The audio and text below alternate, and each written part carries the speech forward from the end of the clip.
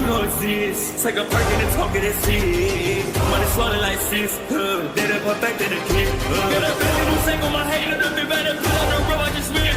I know we got $1 million. The devil that shit ain't not cheaper again. Hello and welcome back, fellow anime lovers, to MangaMuse. I am delighted to have you join us once again in the world of fanfiction and fantasy. This is the 8th part of What If Naruto Enters House of the Dragon. Special note, this fanfic is written and a masterpiece of NeonZangetsu on FANFICTIONnet. Do check and support the author too. Now smash the like, share and subscribe button for more. Also press the bell icon so that you never miss such great parts. Thanks for the introduction. Now let's dive into the world. Dragons returning. This singular cry was soon taken up by other guards at the gate, a great and loud halloo that traveled first from the castle walls of Bloodstone Keep, down to the plaza below, and then finally within a matter of moments, it reached Renera's ears. Ordinarily, such news would have been welcomed by her, but presently. Renera Targaryen groaned as a particularly aggressive kick from within her belly jarred her bones. 7 hells, she muttered beneath her breath, fingers clutching the hem of her night shift as she gasped for breath. Why must you be so stubborn? As though echoing that very thought, the little one kicked within her. Dawn's grey light crept through the narrow slit windows of her chamber, painting the rough-hewn wooden walls in pale gold. She lay on the feather-stuffed mattress, one hand pressed against her swelling belly, feeling the furious rocking of the life she carried. This child is going to kill me before it's even born, she thought wryly. On cue, the babe inside her struck again, higher up under her ribs, and Renera could only let out a whimpering laugh of pain. Stubborn son or dastardly daughter, she murmured to herself, chin tucked against her chest. And I still won't know which until BRTH. Some might have said it was better to know, but she preferred the opposite. What was the saying? Ignorance was bliss. Yes, that was the one. Then again, there were times like these when she wished to know, it brought another saying to mind. Damned if she did, and damned if she didn't. The princess tried to summon some semblance of annoyance at that she was no delicate flower, after all, but the relief in her own voice was undeniable. In truth, she'd wanted a surprise and so refused to know the baby's section. But now that her belly had blossomed wide under the fine gold brocade gown, and tiny feet jutted and jabbed within, the unknown felt heavy. Just please, no twins, she prayed silently, feeling her eyes cross slightly from the strain of the morning's latest upheaval. Don't let it be twins. Anything but twins. Please, for the love of the gods, don't let it be twins. The memory of her mother, Queen Emma Aaron, flashed in her mind with a worrying sting. She was with child as well, and she'd nearly died the first time. Would have, if not for Naruto. Please don't let history repeat itself, Renera thought with a clench in her heart, swallowing her fear. I can't not like this. A knock at her door startled the young princess from her reverie. Renera, came a gentle voice, are you awake in there? It was Alicent Hightower, her dear friend, turned sister-wife, now also with child.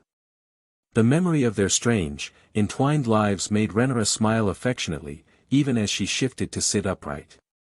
Her back protested with a groan, rendering that smile a grimace. Alicent, Renera called, smoothing her hair back from her face. Come in.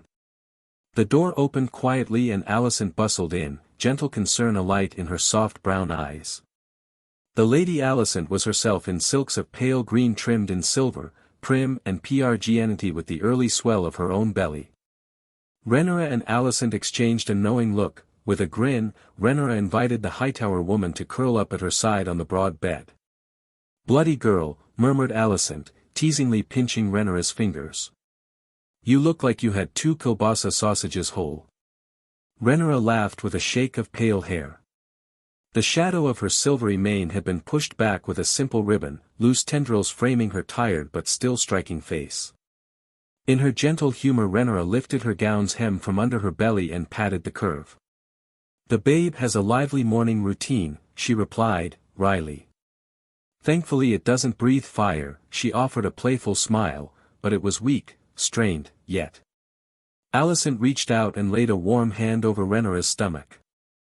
The dragon heiress felt her pulse as Alicent's gentle eyes locked on hers, a silent camaraderie in shared motherhood's burden. You're in luck, then. You have a visitor. Rhaenyra's brow climbed higher still. Who? In a sudden burst of energy, little Visenya Targaryen scurried into the chamber. The toddler was tall for her age and had the same pale hair as the queen with violet eyes to match. She was dressed in a frilly blue shift and carried a stuffed osprey in one hand and a wooden sword in the other. One look at her was all it took to send a brilliant smile flashing across her face.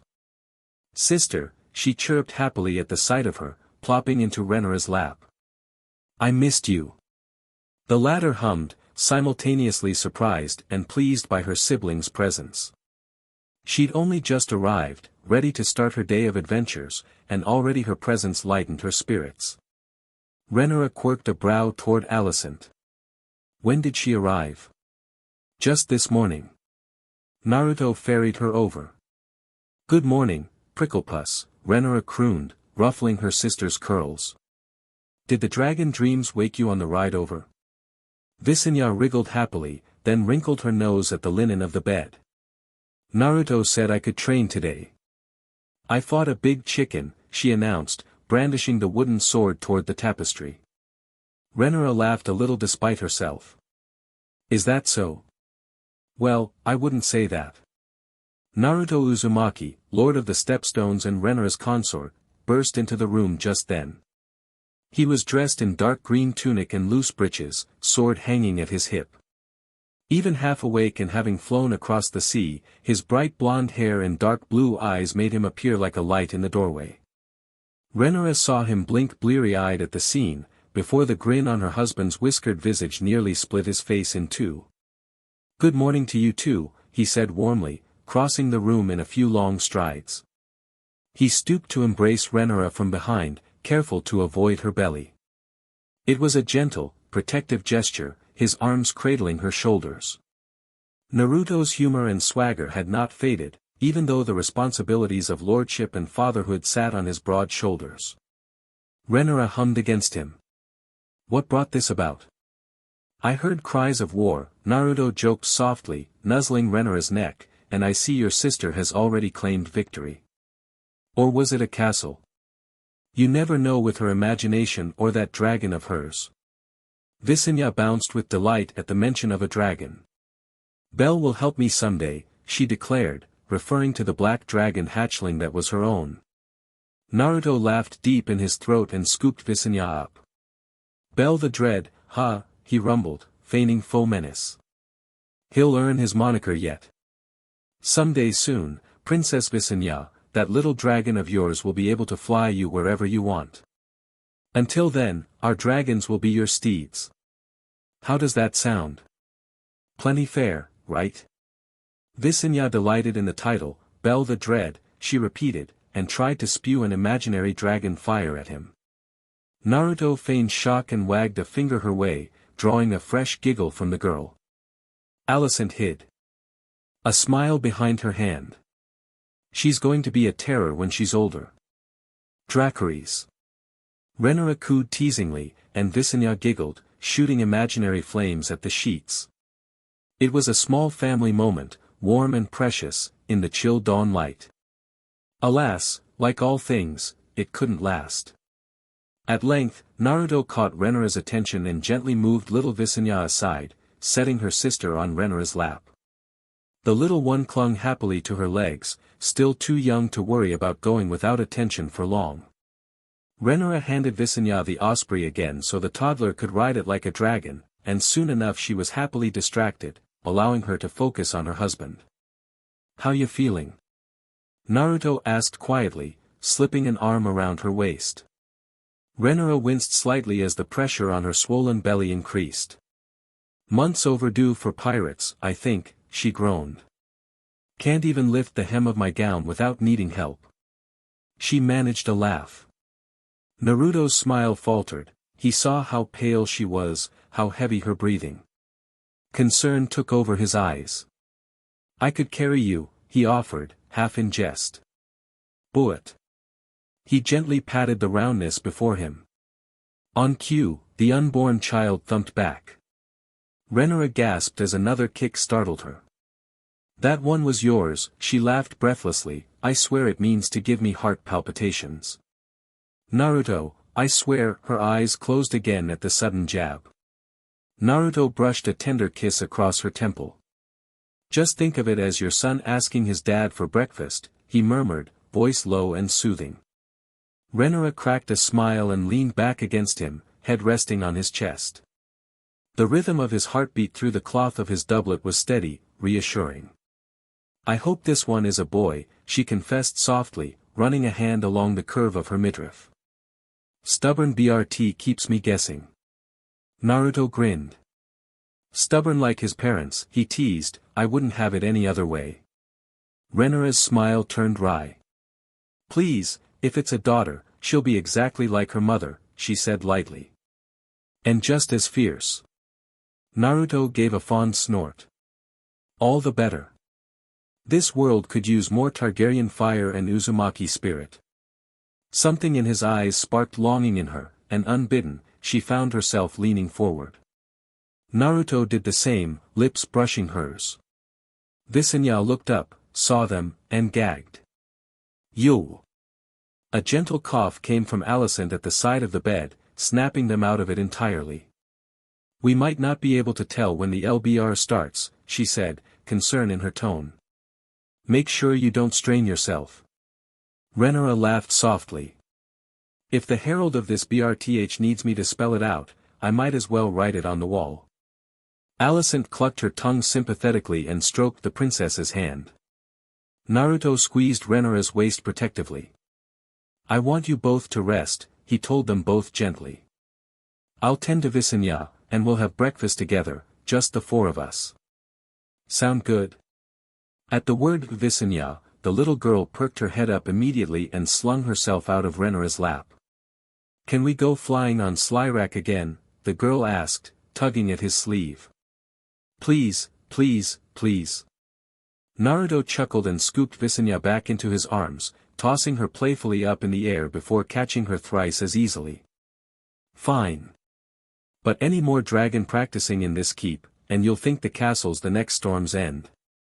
As Naruto picked Visenya up, he turned an eye toward the window. Not far off, he could see arriving ships, hear the clash of oars and shouting sailors. It took him a moment to realize they weren't raiders or refugees, but something altogether worse, as evidenced by the setting sun on their sails. Dorn, he realized immediately. Aleandra's out-of-season invasion of courtesy come at last, just as he had suspected. Someone's here, he stated calmly. Renera sat up, hand instinctively going to her tummy again. Stay close, he murmured to Visenya, setting her down. Visenya marched over and stood by her sister, raising her small hand to wave down at them. Hello, she called cheerfully, small voice echoing slightly. Naruto smiled. That would be Princess Aleandra and her SCRT, he explained. They'll want an audience. Renera nodded, brushing stray strands of pale hair back. Then let's dress, she said with a grimace. And fast. Thank the gods my ladies already gave me a warm breakfast last night. Naruto grinned at his wife's humor. That's the spirit, he replied, helping Renera to her feet. She waited a moment to steady her balance, leaning on Naruto.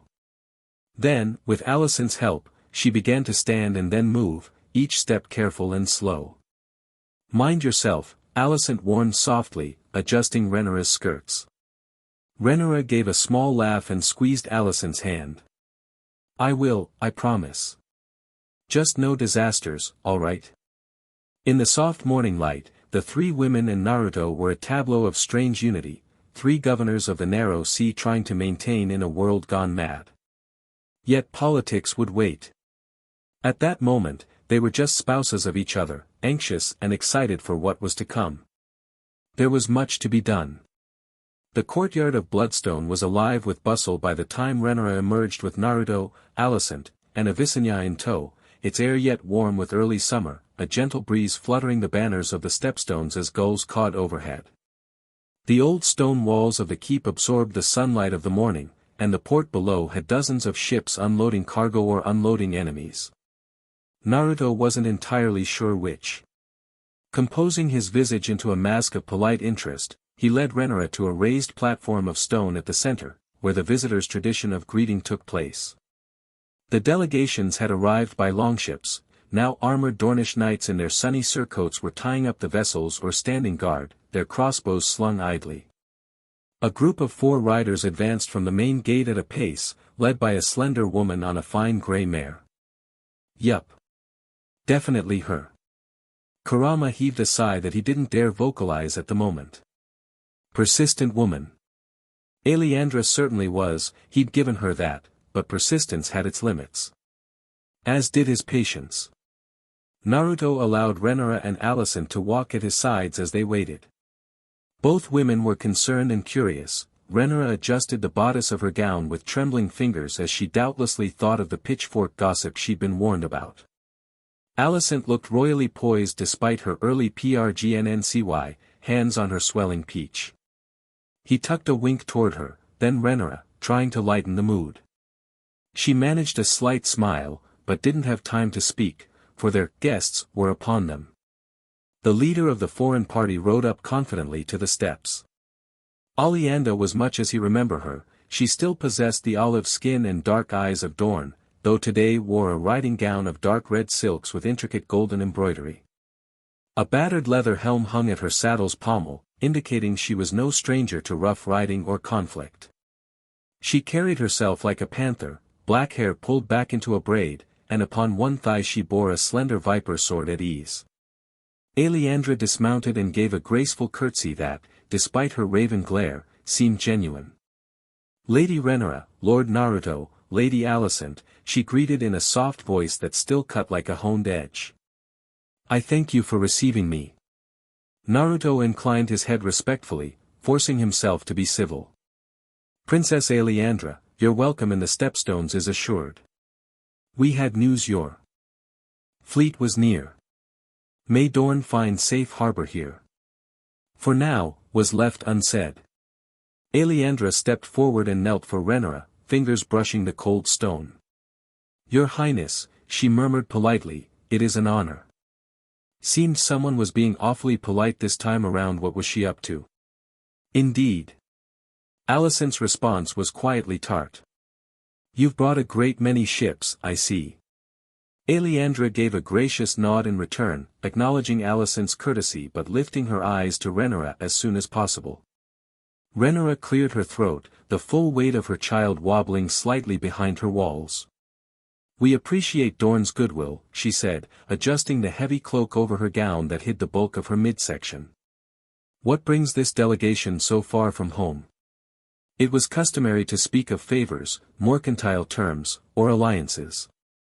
Aleandra's dark eyes flickered, betraying a hint of something unread. A matter of trade and passage, she said carefully. Dorn has goods the narrow sea longs for, spices, wine, cloth. In return, we ask for safe passage through these waters and a share of the protections your lord commands here. She gestured broadly at the bustling harbor. The Stepstones have become great. We heard of the defeat of the raiders, the paths between the islands cleared. Lord Naruto's name and the name of Princess Renara echo with some renown these days. As though some of those raiders didn't hail from Dorn. Naruto swallowed a venomous retort and inclined his head modestly. We do what we can to keep these islands safe from those who do them harm. Alicent looked to him and raised an eyebrow as if silently saying keep it humble, which made Naruto grin under his breath. Renara sent Aleandra an appraising look. And what does Dorn hope to gain from this partnership? She asked, voice smooth as honey. We are interested in goods, yes, but what of hidden costs? Her tone made clear that hidden was the key word. It wouldn't do to cause any confusion between one another now, would it? Aleandra gave a diplomatically bland smile. Gods, but he hated those smiles. Was it too late to sic Slyrak and Vagor on them? Kurama chastised him. Naruto, no. Naruto maybe. In the end, he decided against it. Entertaining though burning them all might be, the death of the Dornish delegation and Aleandra would cause more problems than it would solve. Viserys wouldn't thank him for a war on his doorstep, and he himself wasn't eager for one.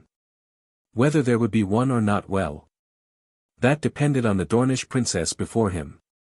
He had strangest feeling she was up to something. Assure you that are no hidden costs. Aleandra replied lightly in response to something he'd missed while lost in his own thoughts. Merchants thrive on trust. We bring nothing but gold and casks of arbor red, a fleet for your use against raiders, if needed. We only hope to sail these channels freely in exchange. She made a sweeping gesture at the gaggle of vessels behind her, small trade galleys and merchantmen. Naruto's eyes narrowed at her glibness. Something about her politeness sent a shiver up his spine. He stepped closer to Rhaenyra and Alicent, putting himself between the babies at his side and this Dornish viper. And what of an alliance by marriage, Princess Aleandra? He asked quietly, veiling his threat. He recalled his conversation with Rhaenyra by the fire after their wedding, how Aleandra had insinuated the possibility of carrying his child. What was it you said? Dorne could use a Targaryen Uzumaki heir. Aleandra tensed ever so slightly at the reminder, lips pursed in a thin line. Oh yes, he saw the serpent in the grass. And he was wary of her. Would she take the bait and try to make a move here and now, with so many eyes upon her? Would she play upon Rhaenyra's family pride? Or perhaps Alicent's sense of duty? In the end, the princess' fingers dipped at the crest of her armor in a subtle gesture of false modesty. We propose no such bargain, she said, eyes cool. Allies should trust each other, yes, but one must stand on our own merits. She still looked Rhaenyra in the eye when she said this, their crimson and violet gaze holding for a moment. Merits, Naruto thought, but below them lay motivation, he knew. Dorne, with proper passage, might march its armies or spy unconstrained. This wasn't something he could agree to hastily, not without proper counsel. At length, he granted the Dornish woman a curt nod. We will consider the proposal. Perhaps a treaty can be drawn. Beside him, Rhaenyra crossed her arms, though her belly clearly protested the action. Naruto didn't blame her, he was suspicious, too. Where's the catch, he wondered. Dorne's fleet, their actual fleet, not the so-called raiders and pirates they could plausibly deny, had been straying too close for comfort, possibly probing defenses, trying to get a good look at the keep. Perhaps the princess had the backbone to ask for something more subtle, such as permitting some of her people to remain here indefinitely. Rabuta and Tiberos wouldn't like that. To say nothing of Perturabo. And beyond commerce, Rhaenyra said suddenly, surprising him, word from the disputed lands reaches us of whispers in King's Landing. She let the words hang like a condemned man from a noose, perhaps hoping it would fluster Aleandra slightly. Unrest, and murmurs of unease in the court. Alicent's gaze flicked to his, warming with approval, and he bit his tongue to hide a smile. Meanwhile, Aleandra's lips curved as she mustered a retort of her own. Court gossip is ever a gale-blown sail, my lady. The Princess of Dragonstone must know that ships drift of their own and of others. She patted the pommel of her saddle casually, as if it were an idle thought, and looked his way. My lord, I assure you, we only seek friendship and trade with the future king of Westeros. King?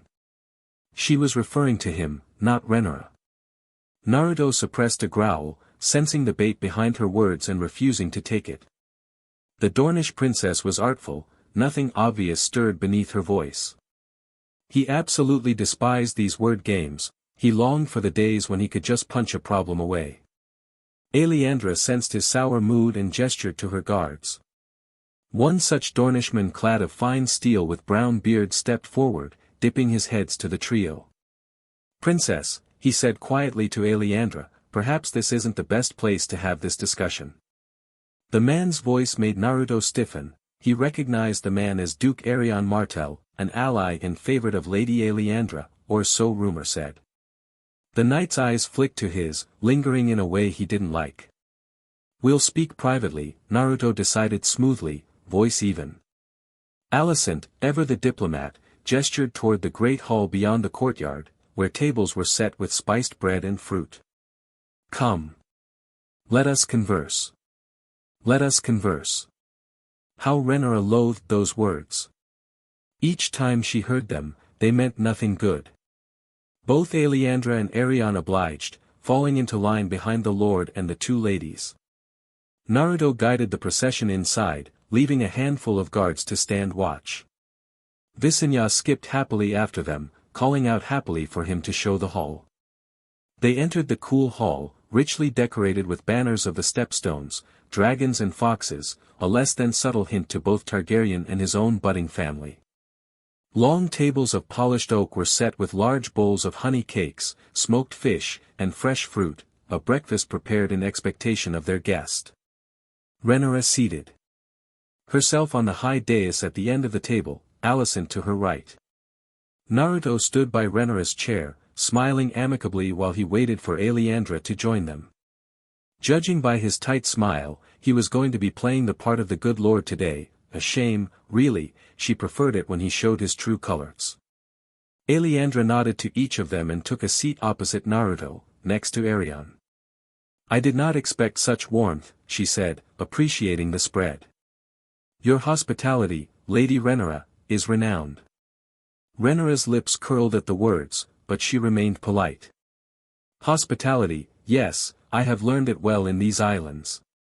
Still, her gut tightened, was Aleandra so impressed with their generosity, or so amused by something? Naruto grinned and gestured to the chambers to a nearby serving girl. Fill our cups with Dornish red, and water for the ladies, he said, for a toast. To friendship. The idea was celebrated with great gusto, empty cups being poured as Visenya toddled around the table picking at melon seeds. With the wine before them, conversation took on lighter tones first. Aleandra complimented Alicent's prgnncy as easily as she had addressed Renara's. Naruto praised the Dornish climate. Little jokes were made about how many of them were with child. Sir Naruto the Fox had found himself in something of a HRM as of late, it seemed. Renara and Alicent exchanged curious glances and half-smiles, though they said little of it publicly. The arrangements had been theirs to make, they reminded themselves. All too soon, the talk turned back to serious matters. This was it, then, she surmised. Aleandra would make her move here, away from prying eyes. Corin Martell's daughter didn't disappoint her. Beyond safe passage, there is the matter of a few coastal armies.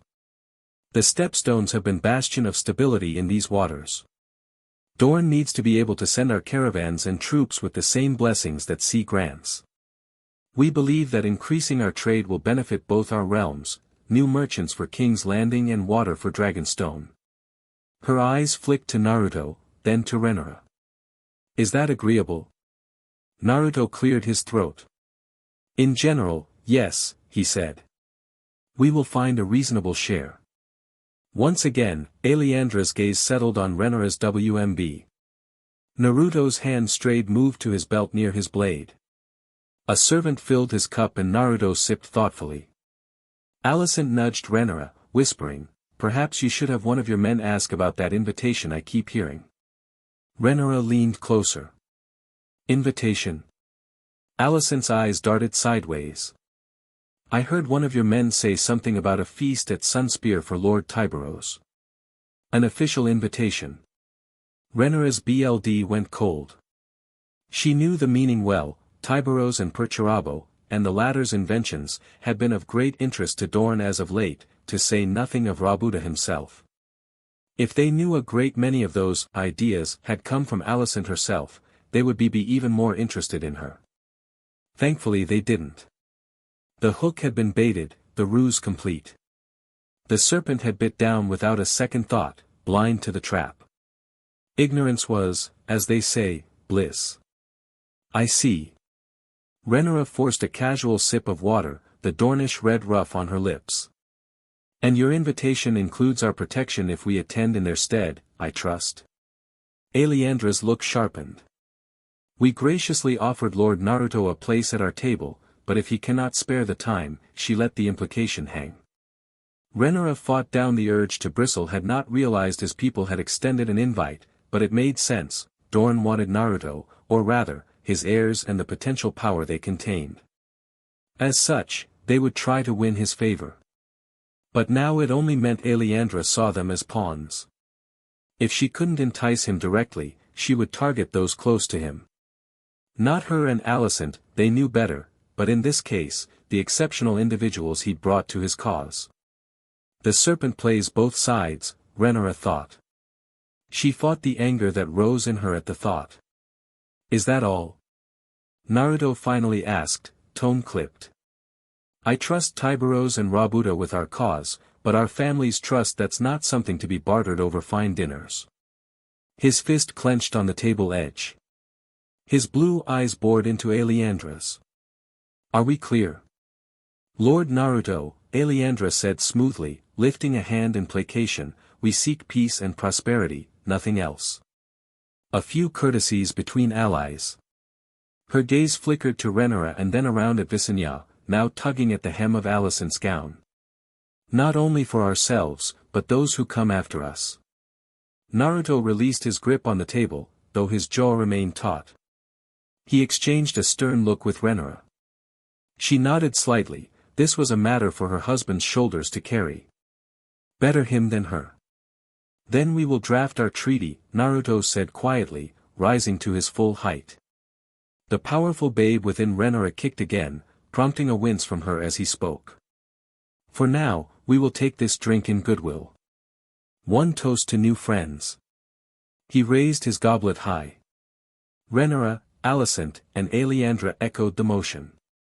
The wine flowed, sweet and potent, as did the words. VERYYYY soon fell asleep in Alicent's lap under the table after munching a few grapes. Naruto accepted a morsel of spiced chicken and turned the conversation once more to safer ground, the construction of new docks, the shipments of timber from the islands. Aleandra politely listened. But underneath, Renria could see the cogs in her mind still turning. She's planning something. A moment later, as a servant stepped in to clear the dishes, Naruto leaned close to Renara. She's been looking at your belly the whole time, he whispered, eyes on Aleandra's movements. Renara covered her belly with her hands, pretending to ward off a chill and smiled distractedly as she listened to his words. She asks after the health of the princess-to-be. More than polite curiosity. Renara gave a sigh, drifting her silver gaze out to the harbor beyond the hall's open doors.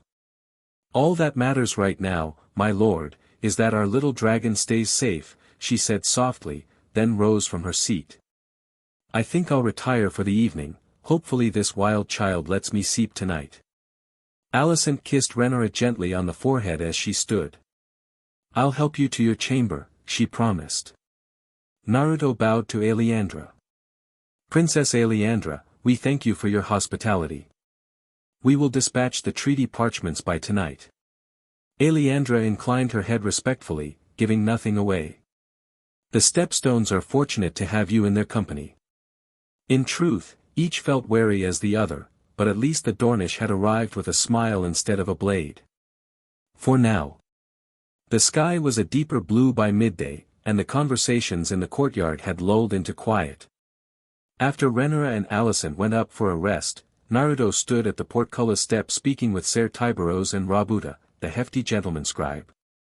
Also present was Perturabo, the new chief engineer Alicent had appointed, towering in iron-gray armor with eyes like flint. They had been discussing plans to expand the fleet. Naruto thanked them quietly for managing the negotiations in his stead, and they all fell into a work-in-progress banter of calculations and shipbuilding. Aleandra and Arion stood just a few yards away, talking softly while he idly kept an eye on them, in between making sure arrangements for Renara's next meals were set. Just as Naruto assured Taibaros that the new docks would be tallied for the Lannisport caravans, a great shadow passed over them. Those beyond Dragonstone spoke of the cold sanity of a dragon's flight. Here, the people Stepstones felt no such dread, only idle curiosity. They'd seen far too many WIRMS over the months to be concerned by them anymore. Not so Naruto, because you see, this dragon was red. Naruto's hand went to his hip as he heard a familiar roar overhead. The commotion didn't so much rattle him as it did the Dornish contingent. They balked, and it didn't take long for him to see why. When he looked up, he beheld none other than Caraxes descending from the sky, rider in tow. By the seven, Aleandra muttered. What is he doing here? The dragon lowered itself to a hard landing just outside the walls, shaking the earth. Demon Targaryen dismounted and strode into the courtyard.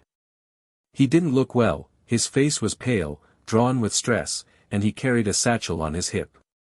He saw Naruto and Renora's closest guards in an instant, ignoring protocol for immediacy. Naruto! Demon shouted, voice ragged. Naruto's eyes widened in alarm. Demon! Wait, what's going on? Demon cut him off. It's urgent. Emma's in LBR. The words fell like stones, striking hard. Alicent gasped.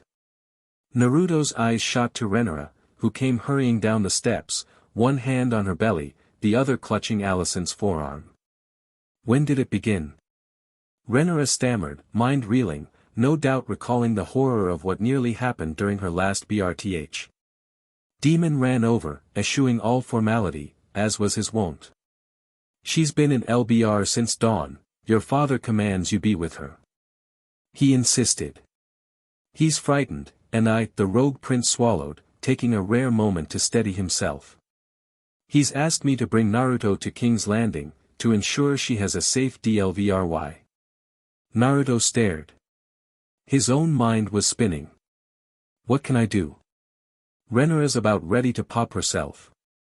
She thumped him in the side for his crass words, but he paid it little mind. Demon looked at Renora's rounded belly, taking in the sight like a hawk.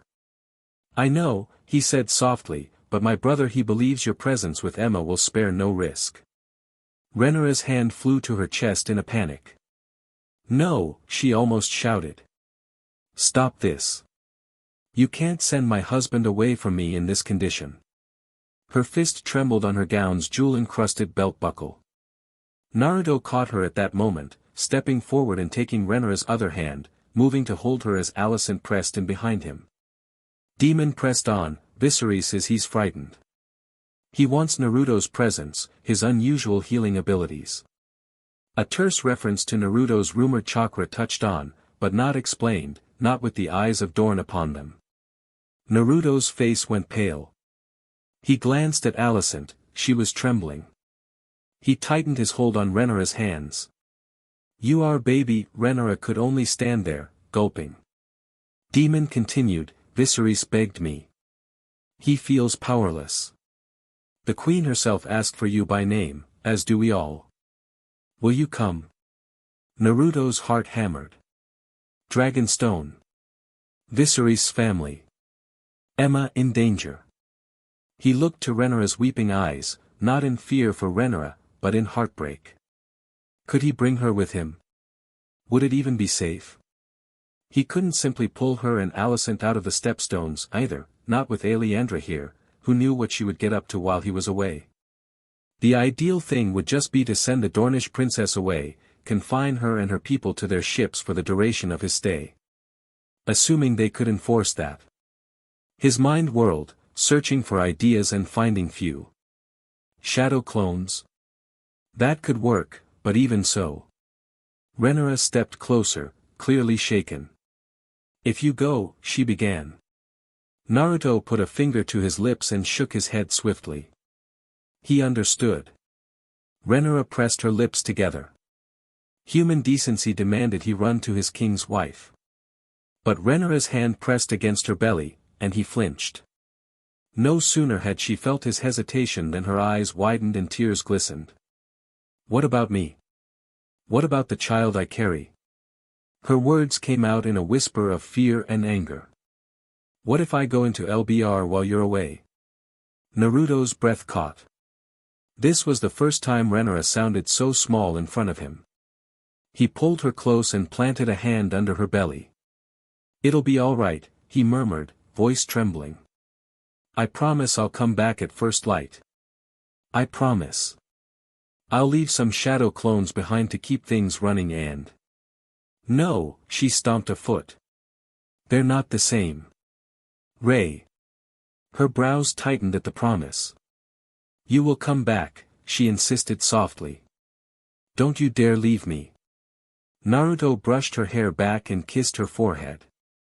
I will, he began, but she cut him off. No, listen. You have to go. I know why. If you hadn't been there the last time. Renara's voice cracked, briefly leaving her unable to say more. Naruto's face twisted in pain as he remembered Renara's trembling form on other nights, but never like this. She continued on before he could speak, clutching his hand, and you think you can go there to change fate? Alone? He ran a hand through his hair, exasperated. What do you want me to do? Take you and Alicent with me? Yes. You're almost due, and in no shape to ride a dragon. She stared him down, shoulders shaking with emotion. Then carry me. That's not safe, either. She grabbed him, latched onto him really, refusing to let go. Naruto let Renara hold him in a silent embrace. He could hear her heartbeat echoing the urgent drum of his own. He gently rubbed her stomach with his free hand, feeling their child twisting under Renara's pale skin. His gaze flicked to her half-lidded, furious eyes. If I go, I'll be back as fast as my legs can carry me, he vowed. This little one's coming soon, and I won't leave you after that. Not for anything. Renara managed a shaky nod. She buried her face in Naruto's chest and let out a tremulous breath. Alicent put an arm around them both, not trusting herself to speak. Demon stepped into the breach, surprising them both. I will remain here. You can entrust Bloodstone to me in your absence. His gaze slid to Aleandra and Arion, each of whom were yet maintaining a respectful distance from the lot of them due to Caraxes. No vipers will take root while you're away. You have my word. Naruto granted him a relieved look. I appreciate it. Do what you must, Renara whispered. But hurry back. We will pray for safe hands in your stead, though none have your strength. Naruto swallowed. Visenya, he said gently, knowing their Renara's little sister had been quiet. Visenya, come here. The girl peeked out from behind Alicent's skirts, where she had been clutching her leg. Naruto scooped her up again, and she pointed skyward excitedly. Daidon, she squealed, trying to put on a brave grin for him, just like she used to call Demon. Demon chuckled wryly to see the small Targaryen, then gave Naruto a nod. She's quite the Spitfire. Braver than I. Visenya pulled at Naruto's hair, demanding a dragonflight goodbye. Naruto set Visenya down. Be brave, kiddo, he said, ruffling her curls. You'll have a new sibling soon. Visenya's eyes lit up, baby dragon. Naruto shook his head with a sad smile. A baby sibling. Someone for you to teach. You won't be the baby of the family anymore. Visenya squealed happily the news, clambering onto her sister, who still sat on the ground. Naruto knelt and wrapped his arms around Renara and Visenya. Alicent watched, tears in her eyes, but with a face of quiet strength. They formed a tight group hug. Naruto rested his chin on Renara's hair. Promise you'll both stay safe, Renara whispered. Promise me. I promise, Naruto replied solemnly, pressing a kiss on each of their foreheads. I'll be right back. Don't worry. A heavy silence followed, broken only by the impatient noises of Caraxes and the distant activity at the docks. It was tempting to take Slyrak, but the old boy was resting, and besides, he was far faster on foot. Kurama scoffed. I should hope so. The day a dragon bests you in a race is the day I retire. Naruto scratched his chin, a little chagrined, then looked back to Demon. He really didn't like the idea of leaving Renara and Alicent behind, let alone little Visenya. Alicent was holding up better than Renara, but even he could see she was distressed. And he didn't like the look in Aleandra's eyes. A thought occurred to him. It was a mad idea, but better than nothing. Kurama, surprisingly, warmed to it. I say go for it. Naruto squinted at Demon intently. You swear you'll keep an eye on Bloodstone while I'm away? The rogue prince quirked a brow. Yes, why? Screw it. Rather than retort, Naruto pivoted, stalked over to his family, and carefully ushered them close to one another. A questioning look dawned in Renara's gaze, but he didn't give her time to ask. Taking a deep breath and marshalling the full extent of his chakra, he promptly slammed his palms together. What followed was a sight unlike anything the Stepstones had ever seen. Kurama burst into existence over and around the lot of them in all his great glowing glory. As he did, the fox seamlessly swept a startled Renara and Alicent up into his golden body. His wives yelped in surprise, finding themselves weightlessly cocooned within the fox's warm chark, while Visenya squealed happily and began to clap, doubly delighted by what she no doubt thought was a grand game. Meanwhile, thump.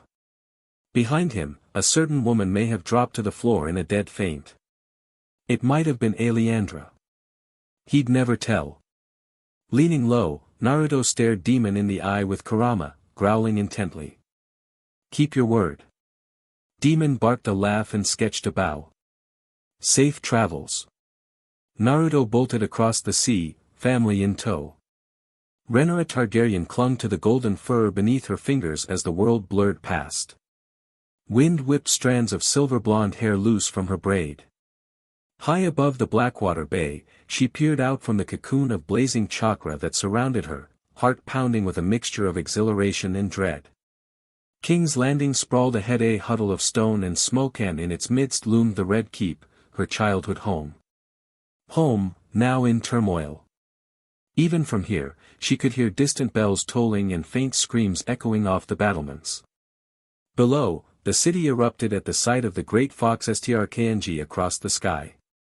Citizens scattered in the streets like startled ants.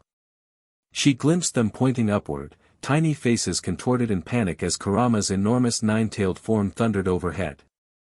Gold-cloaked guardsmen on the ramparts were shouting, their cries lost in the wind.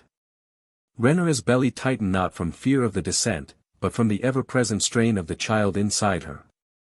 She hadn't even gone into LBR herself yet, they were here for mother, and already she had a horrible inkling of what might come. Please, little one, she begged silently, pressing a hand to the side of her swollen abdomen. Not yet.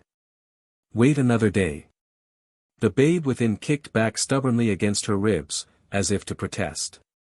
Almost there, came Naruto's voice, gentle and steady, from just ahead. He stood upon Kurama's broad head, one hand braced against a tall fox ear for balance. The sunlight caught on his blonde hair and the copper shine of his armor. Even in haste, her husband cut a figure out of Legenda's shining knight astride a demon fox. If the small folk had feared a monster, they would soon see the truth, the monster was a man, and that man was their protector. Renara tightened her grip as Kurama began to descend.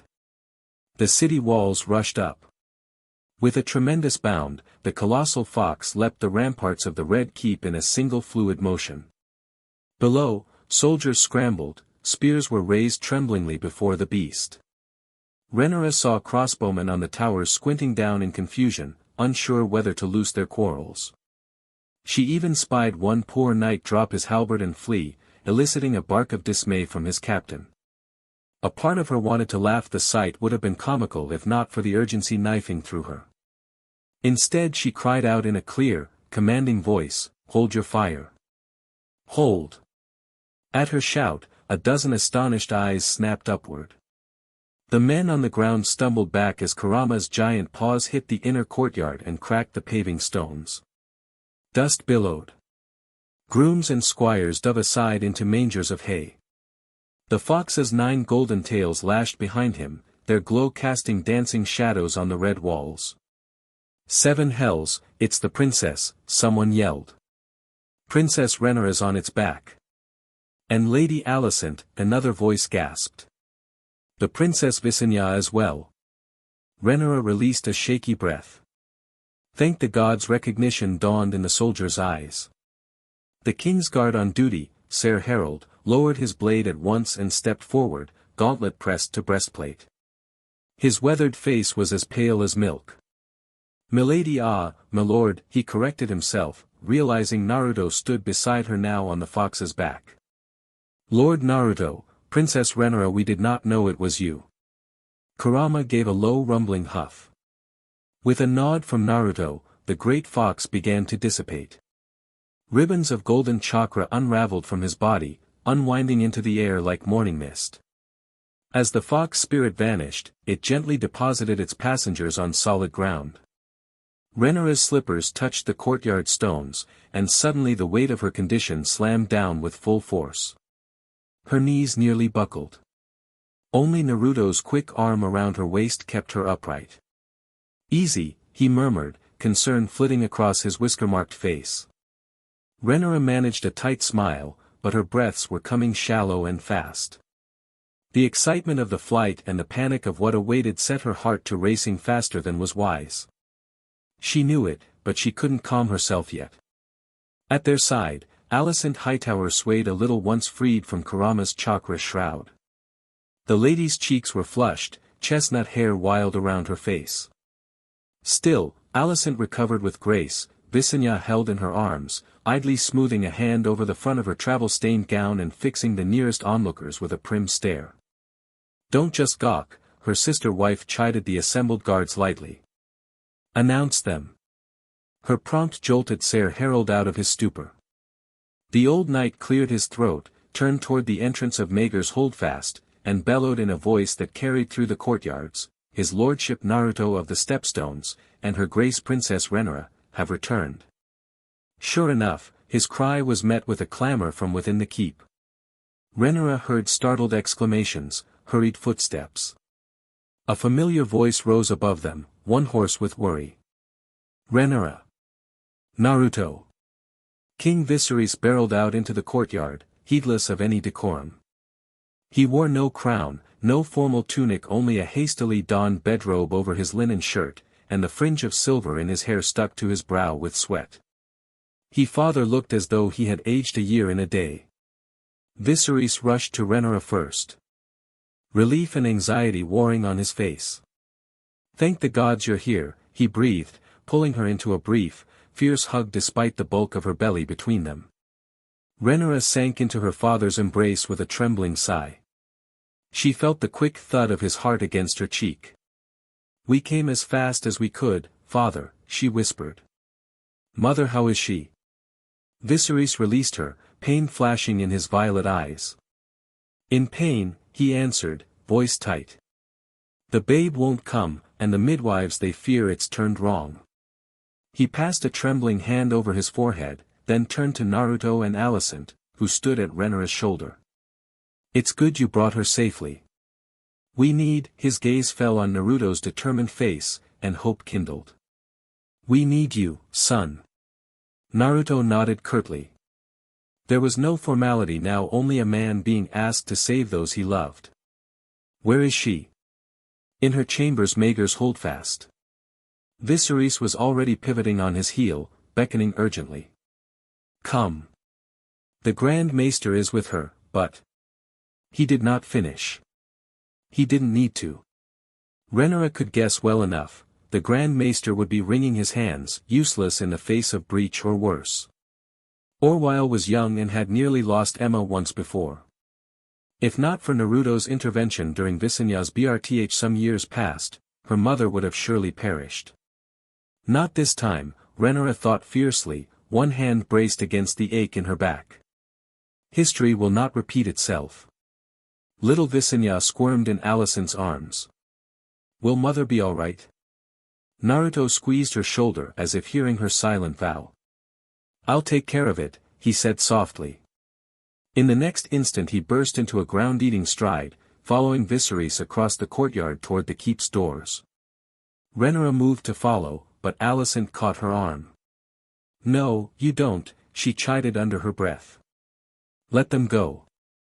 Indeed, Naruto had cast one stern look back at his wives, wordlessly telling them to stay put. He vanished through the doorway after the king, leaving Renara and Alicent behind in the sudden lull of the courtyard. Around them, guards and servants hovered at a respectful distance, unsure whether to approach the princess after such an entrance. Rhaenyra grit her teeth. She needed to be in that chamber with her mother. But as she tried to take a step, her body betrayed her. She staggered, a pain lancing through her lower belly. Alicent's arm was around her in an instant. Rhaenyra? What's wrong? Rhaenyra, in a breath. Warmth was spreading down her thighs, dampening her skirts. Disbelief and dismay washed over her in equal measure. No, she whispered, pressing a hand between her peach. Her fingers came away wet. Not now, please, not now.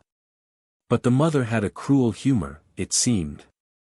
Even as Rhaenyra pleaded, a twisting contraction clenched her abdomen, hot and relentless. A small cry escaped her lips. She felt the sudden loosening deep inside, the unmistakable sensation of her water breaking. Visenya gasped.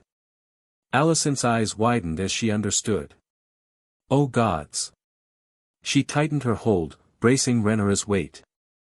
7 hells, of all the times. Rhaenyra couldn't help a half-hysterical laugh that turned into a wince. I know, she groaned, voice wry despite the pain. The babe has abysmal timing just like its father. Easy, now. Deep breaths. The Hightower woman inhaled slowly, guiding Rhaenyra to do the same. For all her exasperation, Alicent was a rock at her side. She raised her voice, calm but commanding, you there. Find Mstrs Alice and the midwives, now. The princess's child is coming. A young page who'd been staring slack-jawed at the scene jumped to life and sprinted off, nearly tripping over his own feet. At least someone was fetching help. Rhaenyra's vision wavered, she clutched Alicent's hand so tightly their rings bit skin. The contraction ebbed, allowing her a gasp of air. Around them, murmurs rose anew. Princess Rhaenyra too. Both at once, gods preserve us. How will Lord Naruto manage with? Rhaenyra ignored the chatter. Mother. Her thoughts flew desperately to Queen Aemma, likely laboring inside the holdfast walls. She pictured her mother's wan face, sweat-drenched and contorted with pain as it had been the day Visenya was born. She remembered the terror of that day, Visenya coming footling breach, the BLD, her mother's screams before Naruto seized control and saved them all. Now it was happening again, and Rhaenyra was powerless to help her because she herself was about to give birth. Tears pricked her eyes, born of frustration and fear. Alicent brushed them away with gentle fingers. None of that, she soothed. Your mother will be fine. He will make sure of it. And we'll see you safely delivered, too. Alicent's voice held iron certainty, brooking no argument. Rhaenyra nodded, swallowing hard. If Naruto promised something, he meant to keep it even if he had to bend the world to his will. She would trust in him, as her father and mother did. Another contraction rippled through her, stronger this time. Rhaenyra hissed in pain. Gods, it's too soon, she managed between panting breaths. Her legs went weak, and Alicent quickly eased her down to kneel on the cool stone. A concerned stable hand ran up with a folded blanket and set it beneath the princess's knees.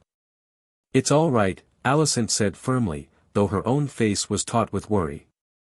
You've been carrying low for days. The stress of travel likely hurried things along.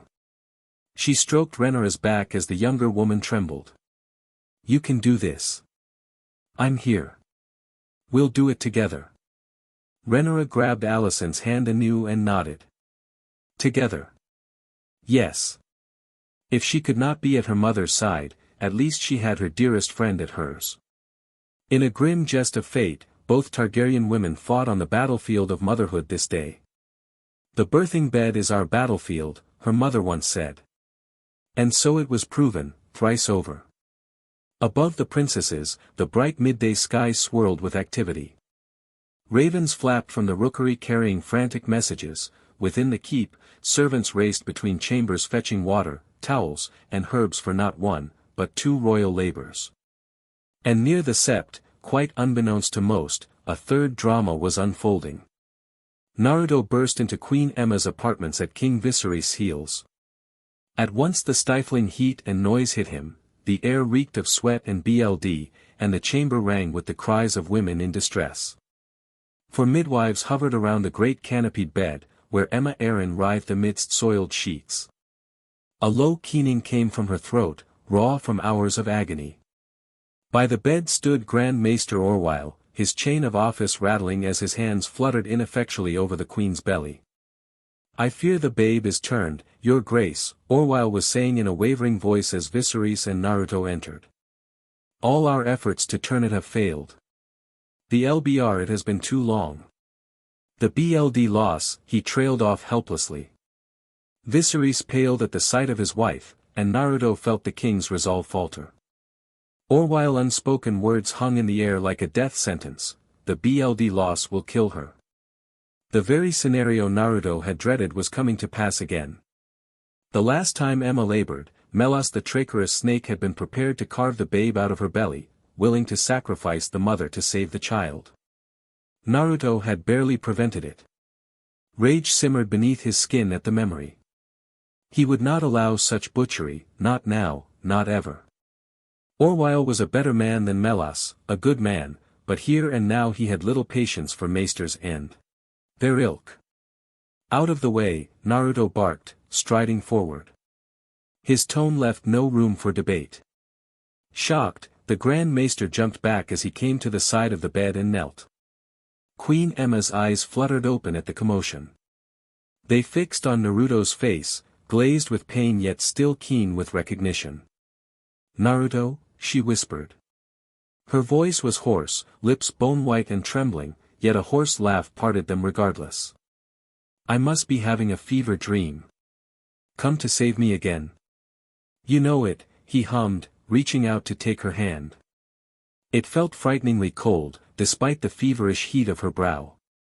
How frail she seemed now, this woman who had shown him nothing but kindness since the day he washed up on her shores. The sight of her suffering cut him to the quick. But he forced calm into his voice. "I'm here. We're going to set this right." Emma managed a faint, broken laugh. "You never arrive in a mannerly fashion, do you?" Even on death's threshold, the queen found a shred of humor. Naruto flashed a grin in return, heartened by her spirit.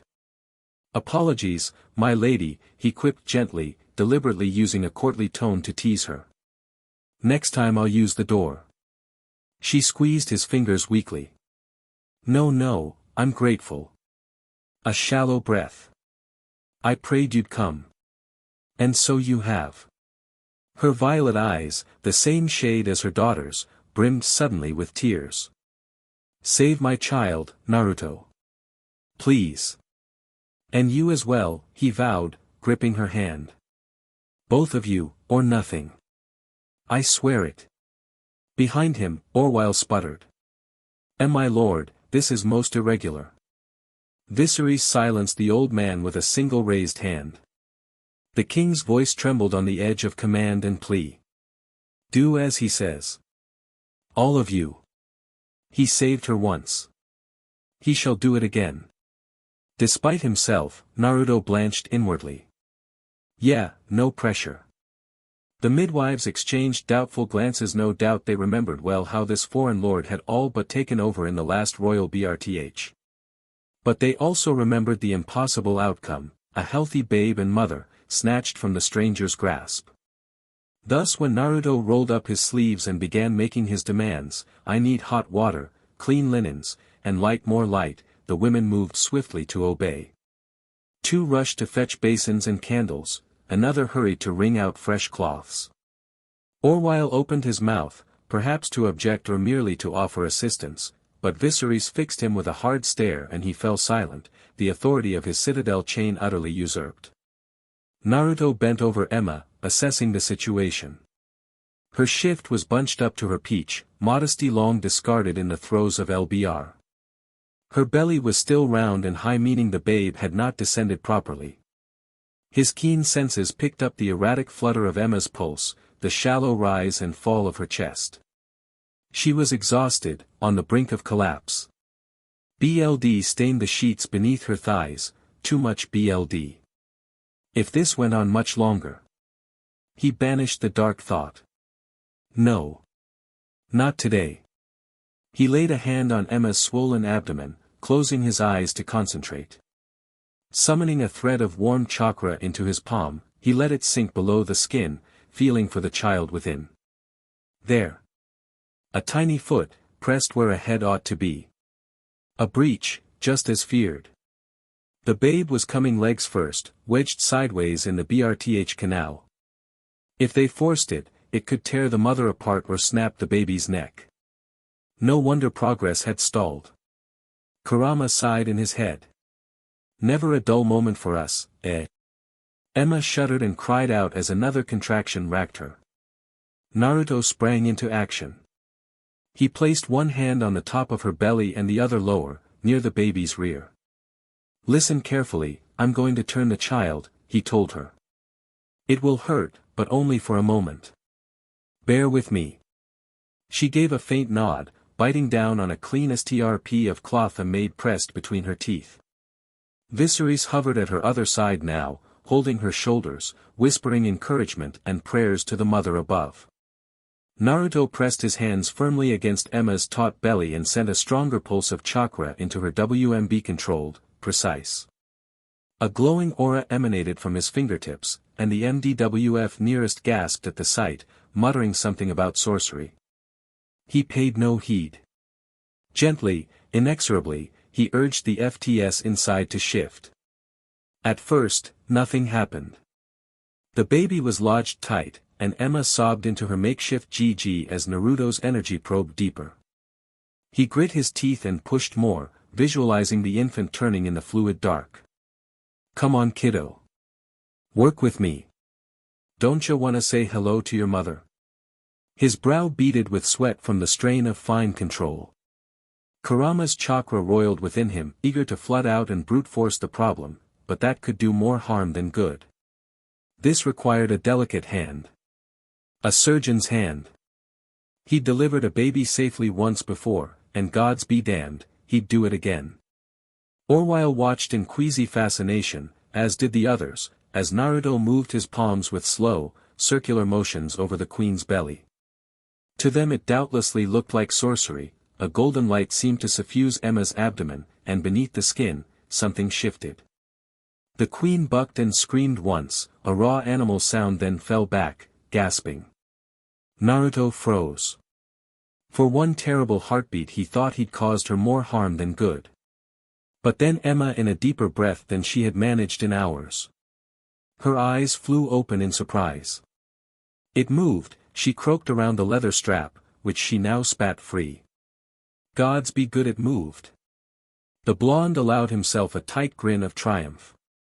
Under his hands, the outline of the baby had indeed changed, the small head was now oriented down, pressing where it should. The relief in the room was palpable. Viserys let out something between a sob and a laugh. One of the midwives clasped her hands to her mouth, eyes wet. He's done it, she whispered. He's turned the babe. Not done yet, Naruto cautioned, though hope surged in his chest. The hardest part was over, but Emma was far from safe. We need to deliver now, quickly. He looked her in the eyes. All right, Queenie, when the next pain comes, I need you to push with everything you have. Understand? Don't hold back. Behind them, Viserys snorted in almost hysterical disbelief. Queenie. Emma mustered a weary smile. I shan't, she whispered. By the mother's mercy, let's finish this. Naruto nodded. He positioned himself at the foot of the bed. As a man, most might say it was unorthodox for him to personally assist the DLVRY, but no one dared protest now. Carefully, he guided Emma's legs apart. Fresh BLD trickled, and he saw the small pair of feet that had been stuck now retreating inward. Good, the babe was drawn back enough to reposition. If she could summon the strength. He heard a commotion beyond the chamber doors just then, but he shut it out. All his focus narrowed to the LBR at hand. Soon enough another contraction clenched Emma's WMB. Her face contorted, she bore down with a guttural cry, brow furrowed, face red. "Push, Emma!" Viserys urged, holding her upright. "That's it, my love, that's it, push." Emma roared through her teeth, muscles straining. Naruto saw the crown of a tiny head bulging at the BRTH opening. "I see the baby," he announced, heart pounding with excitement. "Keep going, Your Grace." Again. She panted, gulped air, and pushed again with a shriek of effort. Slowly, inch by inch, the baby's head emerged slick and dark with BLD. Naruto supported it with both hands, fingers gentle around the delicate skull. Emma fell back, sobbing in exhaustion, and he quickly swept a cloth over the infant's nose and mouth, clearing fluids. "Just a little more," he said, steady and calm. "One more push." Viserys smoothed sweat-soaked hair from his wife's brow. "You're almost there," he choked out, tears on his cheeks. "One more, darling. For our child." Summoning the last reserves of her strength, Emma bore down with a primal groan that seemed to reverberate through the very stones. The baby's shoulders slid free into Naruto's waiting arms, and then, in a rush, the rest of the tiny body followed. He caught the newborn against his chest. A rush of relief and joy nearly knocked him breathless. "It's out," one of the midwives cried in elation. "The babe is born." Emma collapsed back onto her pillows, eyes closed, chest heaving. Viserys let out a shaky exhale and pressed his lips to her temple, overcome. Naruto swiftly tied and cut the umbilical cord with a small knife from his belt. The infant in his arms was worryingly still. A daughter, he realized, gazing at the little face purpling with lack of air. For a heartbeat, dread clutched Naruto's heart, then training took over. With practiced motion, he turned the baby face down along his forearm and firmly rubbed her back. "Breathe," he murmured, massaging until a weak cough answered. A trickle of fluid dribbled from the newborn's mouth. Naruto flipped her over and lightly thumped her tiny feet. "That's it. Breathe." The response was immediate. The child's face crumpled and she drew in a thin, warbling breath, then loosed a wail as mighty as a dragon's roar. The sound rang off the rafters, and every person in the room felt their heart leap. Emma's eyes flew open with a gap. "Is that?" Naruto stepped forward, grinning ear to ear beneath splashes of BLD, and laid the squalling newborn atop Emma's bosom. "A girl, Your Grace," he said warmly. "A healthy, appealing girl." Sobs of joy broke from the queen's throat as she wrapped trembling arms around her daughter. Viserys was laughing and crying all at once, bending over them both. "A girl," he repeated in wonder, brushing one reverent finger along the babe's soft, wet cheek. The infant's cries quieted as she felt her mother's warmth and scent. Tiny fists waved feebly, already grasping for comfort. Emma cradled her, tears shining like diamonds on her lashes. "Riella," the queen whispered, voice thick with emotion. She glanced to Viserys for approval, and he nodded through his tears. "Riella Targaryen," the king announced softly. Pride and love swelled in his voice. "Our daughter." Naruto's chest tightened at the tender scene. For a moment, he allowed himself to just breathe. They had done it. Queen Emma lived, and baby Riella lived. Both of you, or nothing. He had kept his promise.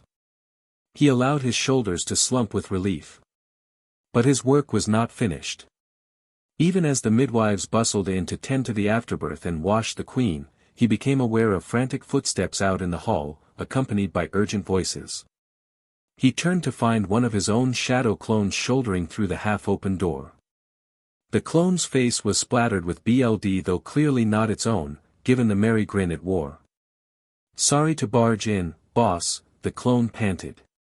"Just wanted to give the good news, Kat's kid is born safe and sound. A girl as well."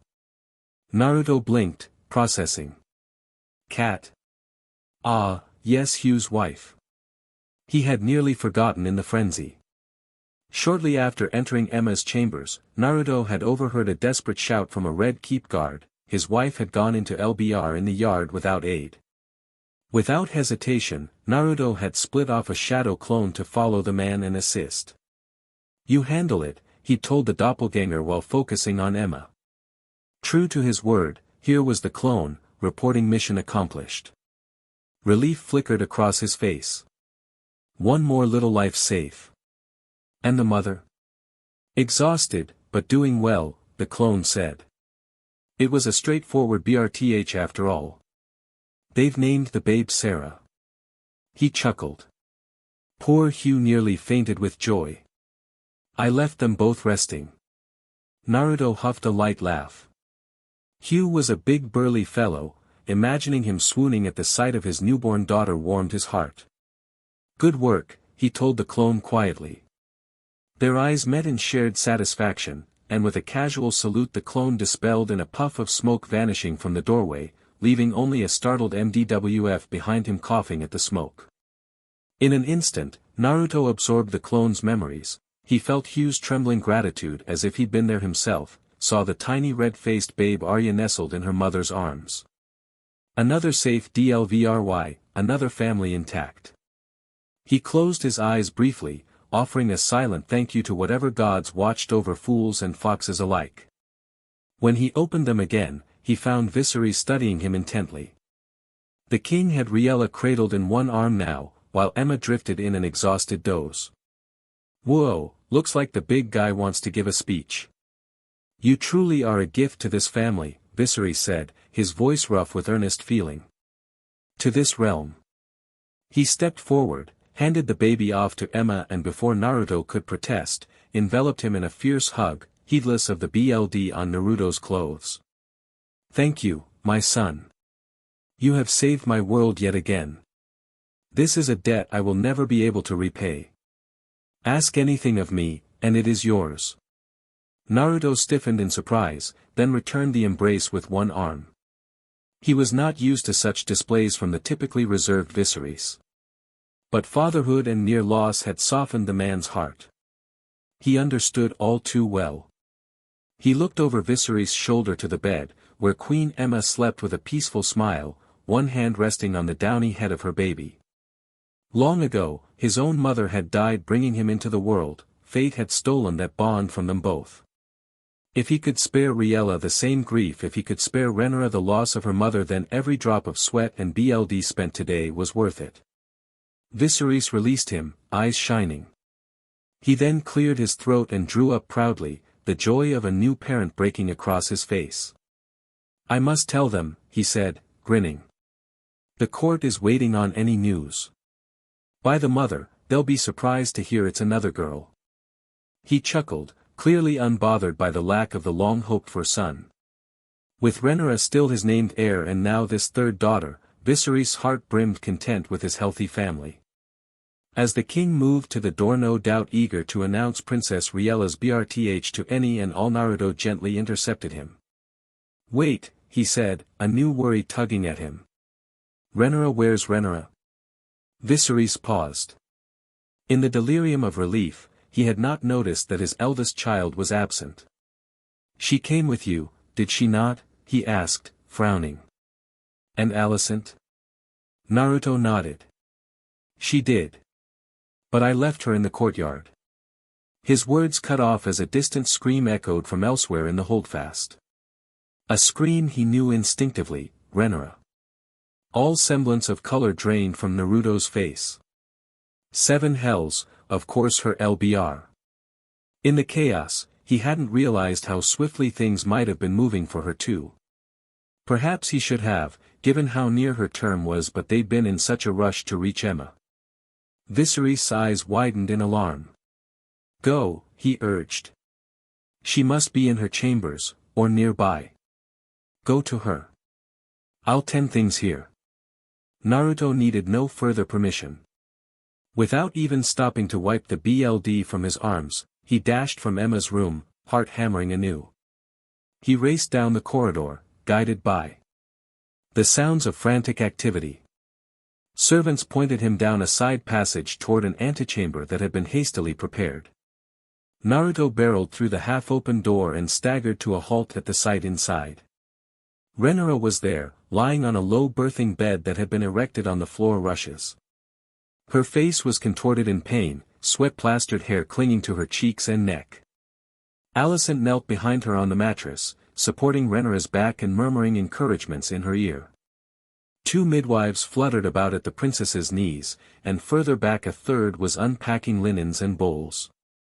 It appeared they'd gotten her here not long ago, but judging by Renara's strained cries, the babe was coming fast. Alicent spotted Naruto first. Relief flooded her features. Finally, she gasped. "Your wife has an impeccable sense of timing, my lord." Despite the quip, Naruto could see fear in Alicent's eyes, fear for Renara and the child. His stomach twisted at the realization that he'd left his wife to LBR without him even as he delivered others. Guilt and love surged together, propelling him forward to Renara's side. "I'm here," he said, dropping to his knees beside the bed and taking Renara's hand. Her fingers latched onto his with bruising force. She turned her head, pain and wrath mingling on her flushed face. "You," she panted, her voice a ragged rasp. "You utter stubborn fool." A wild little laugh bubbled from her throat, even as tears spilled from her eyes. "Chasing me into LBR, I should throttle you."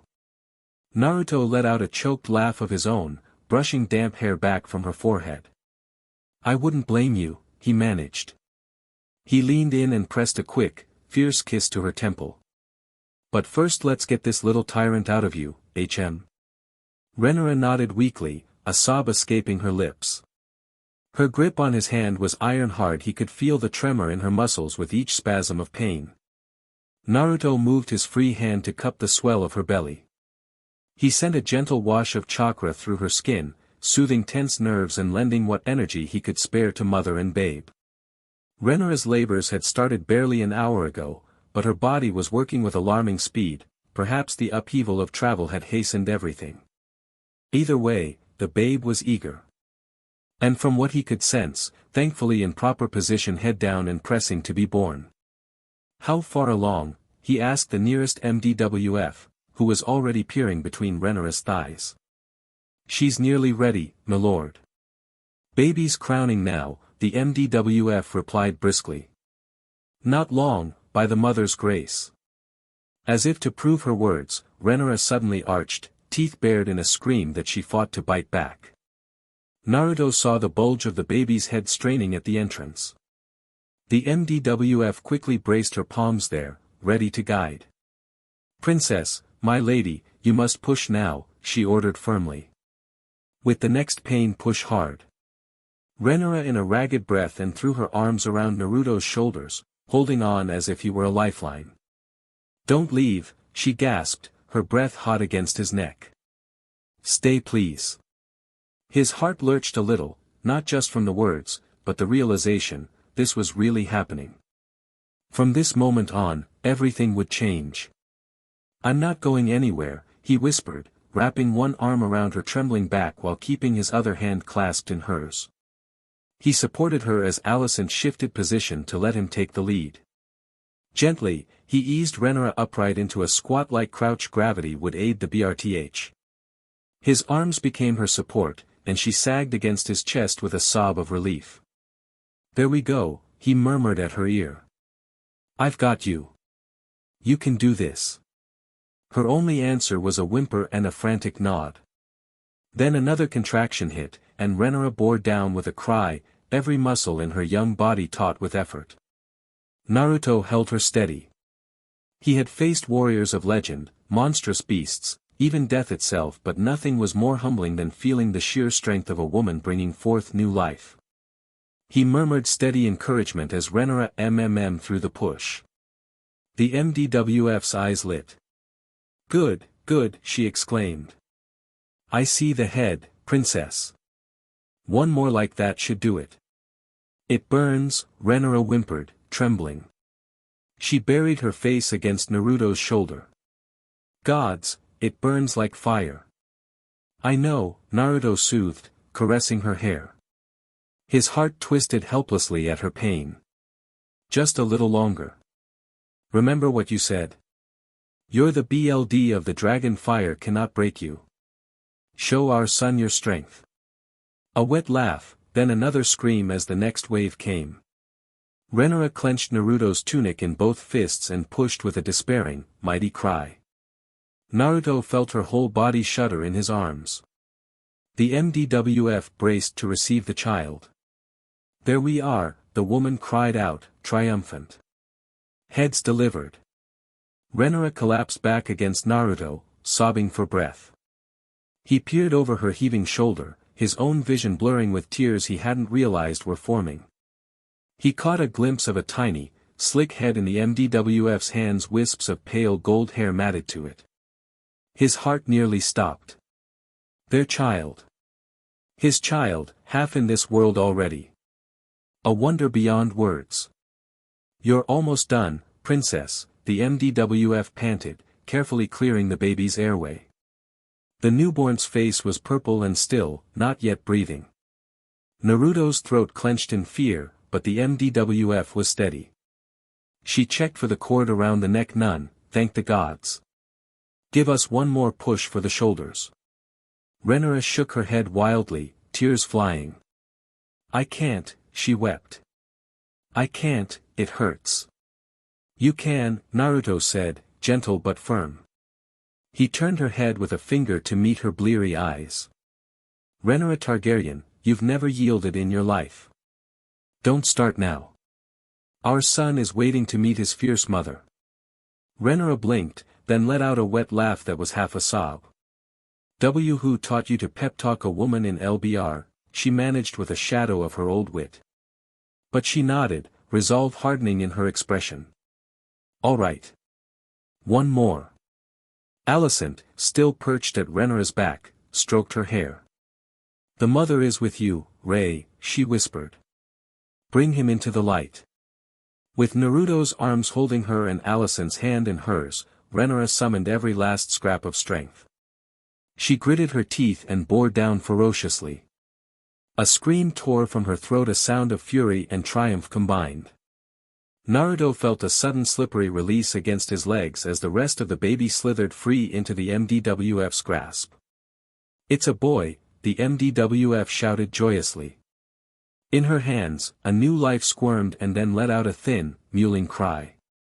A boy, your grace. For a moment, Renara simply stared in disbelief, her body gone utterly slack in Naruto's embrace. Then a radiant, exhausted smile dawned on her lips. A boy, she murmured.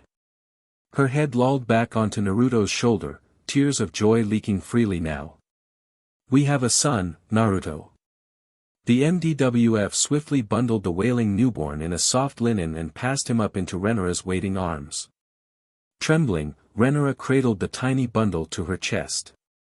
Naruto shifted to support them both, hardly aware of the tears escaping his own eyes. The baby's cries were lusty and loud now, echoing in the rafters, a healthy sound if ever there was. Naruto loosed a laugh that was half sob, pressing his cheek to Renara's. He couldn't tear his gaze away from the little face blinking up at them. The boy's eyes were a cloudy blue for now, and a sparse dusting of pale blonde fuzz covered his head. Tiny and red and wrinkled, and yet to Naruto he was the most appealing thing he had ever seen. You did it, he whispered into Renara's hair, awe and pride swelling in his chest until he thought it might burst. You were incredible. Renara turned her face and kissed him, an exhausted, salty kiss full of love and relief. We did it, she corrected hoarsely. She lifted a trembling finger for the baby to grasp. The boy's tiny hand curled instinctively around it. She laughed softly at the strength of that grip. Oh, he's strong, he'll be a fighter, I can tell. Naruto chuckled, laying a gentle hand atop his son's tufted head. With you for a mother, how could he be otherwise, he murmured. Emotions churned within him, gratitude, wonder, a fierce protectiveness that was at once familiar and entirely new. He had felt protective of Visenya, and of little Riella just born, but this was different. This was his flesh and blood in his beloved's arms. His son, who would carry on legacies from two worlds. Naruto silently swore then and there to devote all that he was to this child's happiness and safety. You will never be alone, he promised the squalling babe in his heart. Not like I was. I'll see you grow up, loved and free. A sniffle drew Naruto's attention.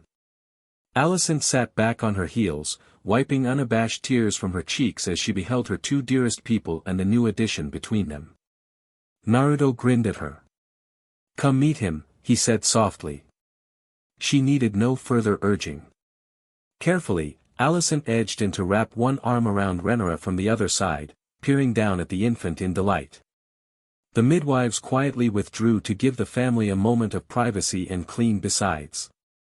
He's perfect, Alicent sighed, gently stroking the baby's soft cheek with a fingertip.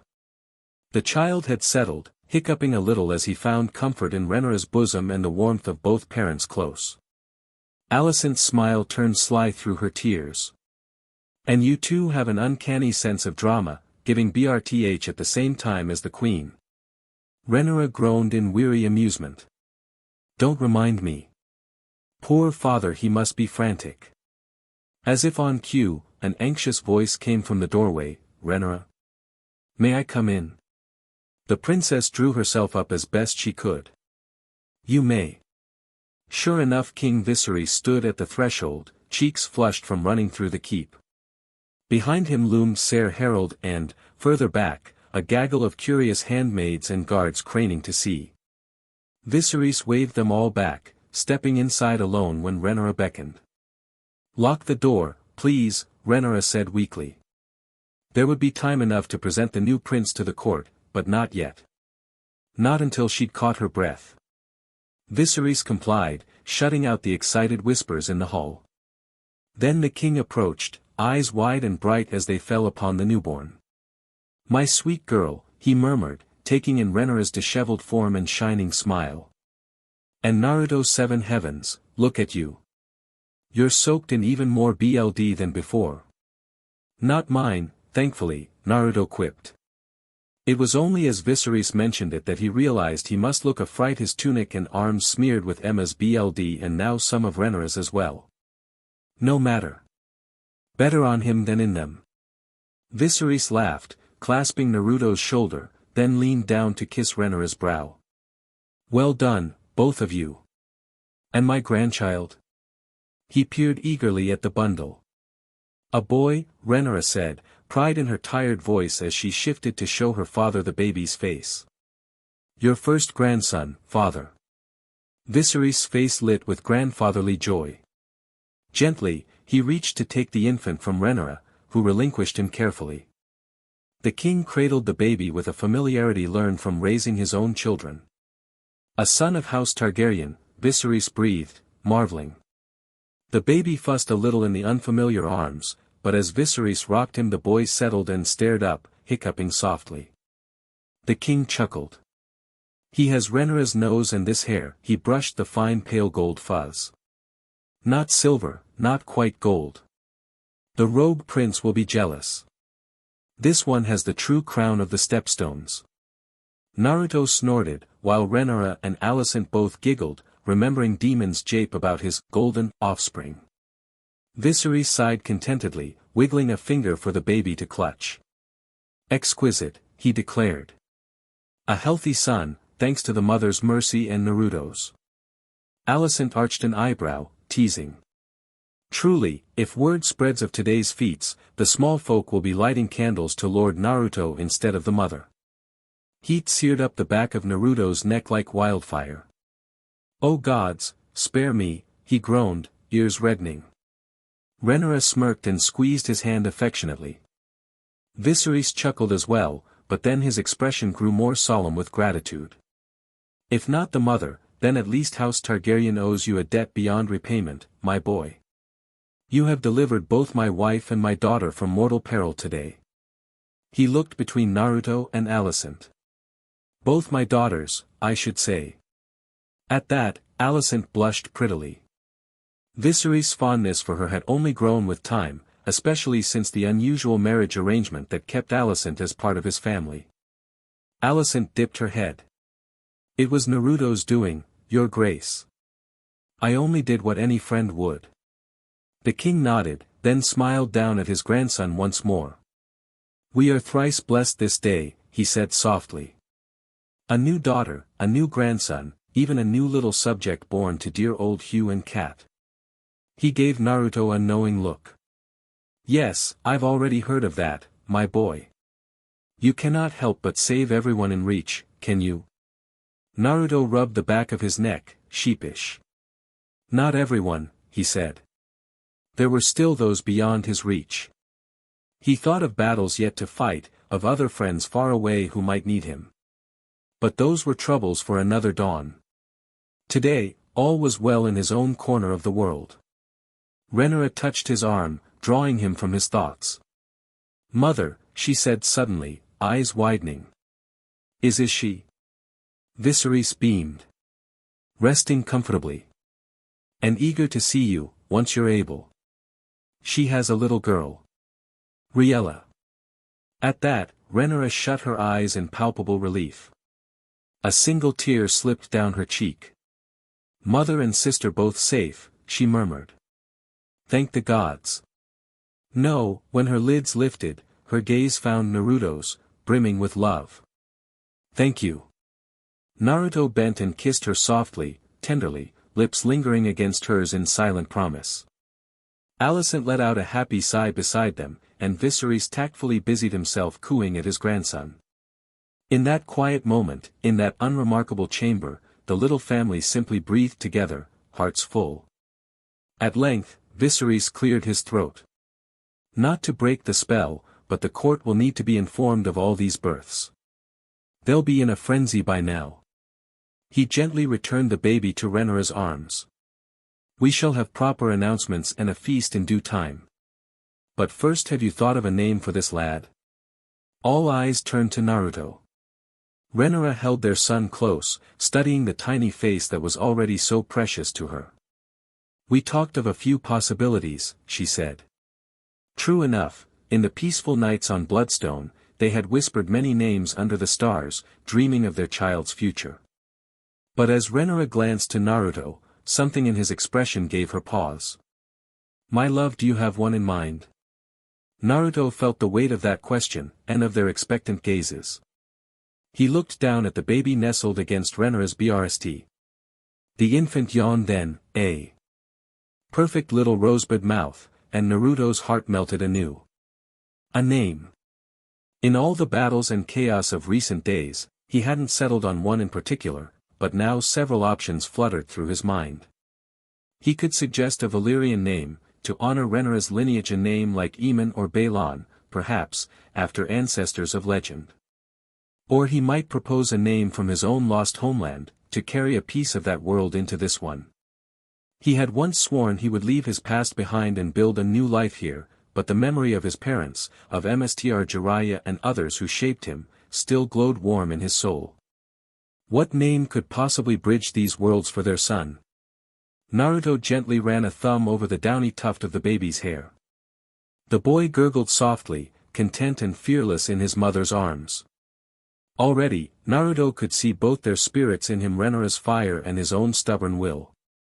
A grin tugged at Naruto's lips as the perfect name presented itself, clear and unwavering as dawn. He met Renara's gaze, then Viserys and Alicent's in turn. Quiet wonder stole over him, but eventually he spoke. His name will be Jiraiya. Are you sure about this? Viserys asked his daughter. I did not expect you choose such a name. Renara smiled as he nodded her head. She told her father, I had intended for either Jacaerys or even Tywin, but he doesn't look like either one, she chuckled softly.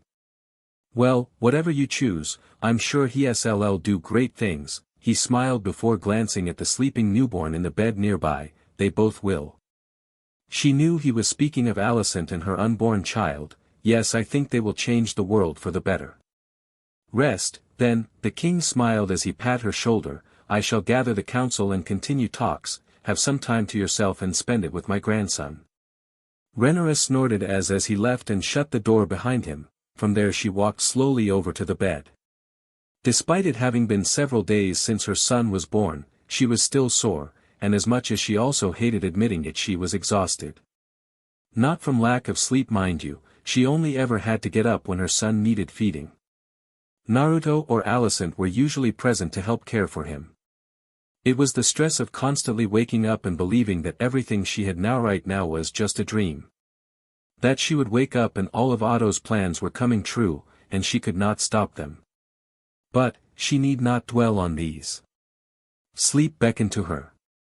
Climbing into the bed, she faced her son and gently kissed the top her son's head, and embracing the babe as she gave into slumber, a final whisper softly leaving her lips. Sleep well, Jiraiya.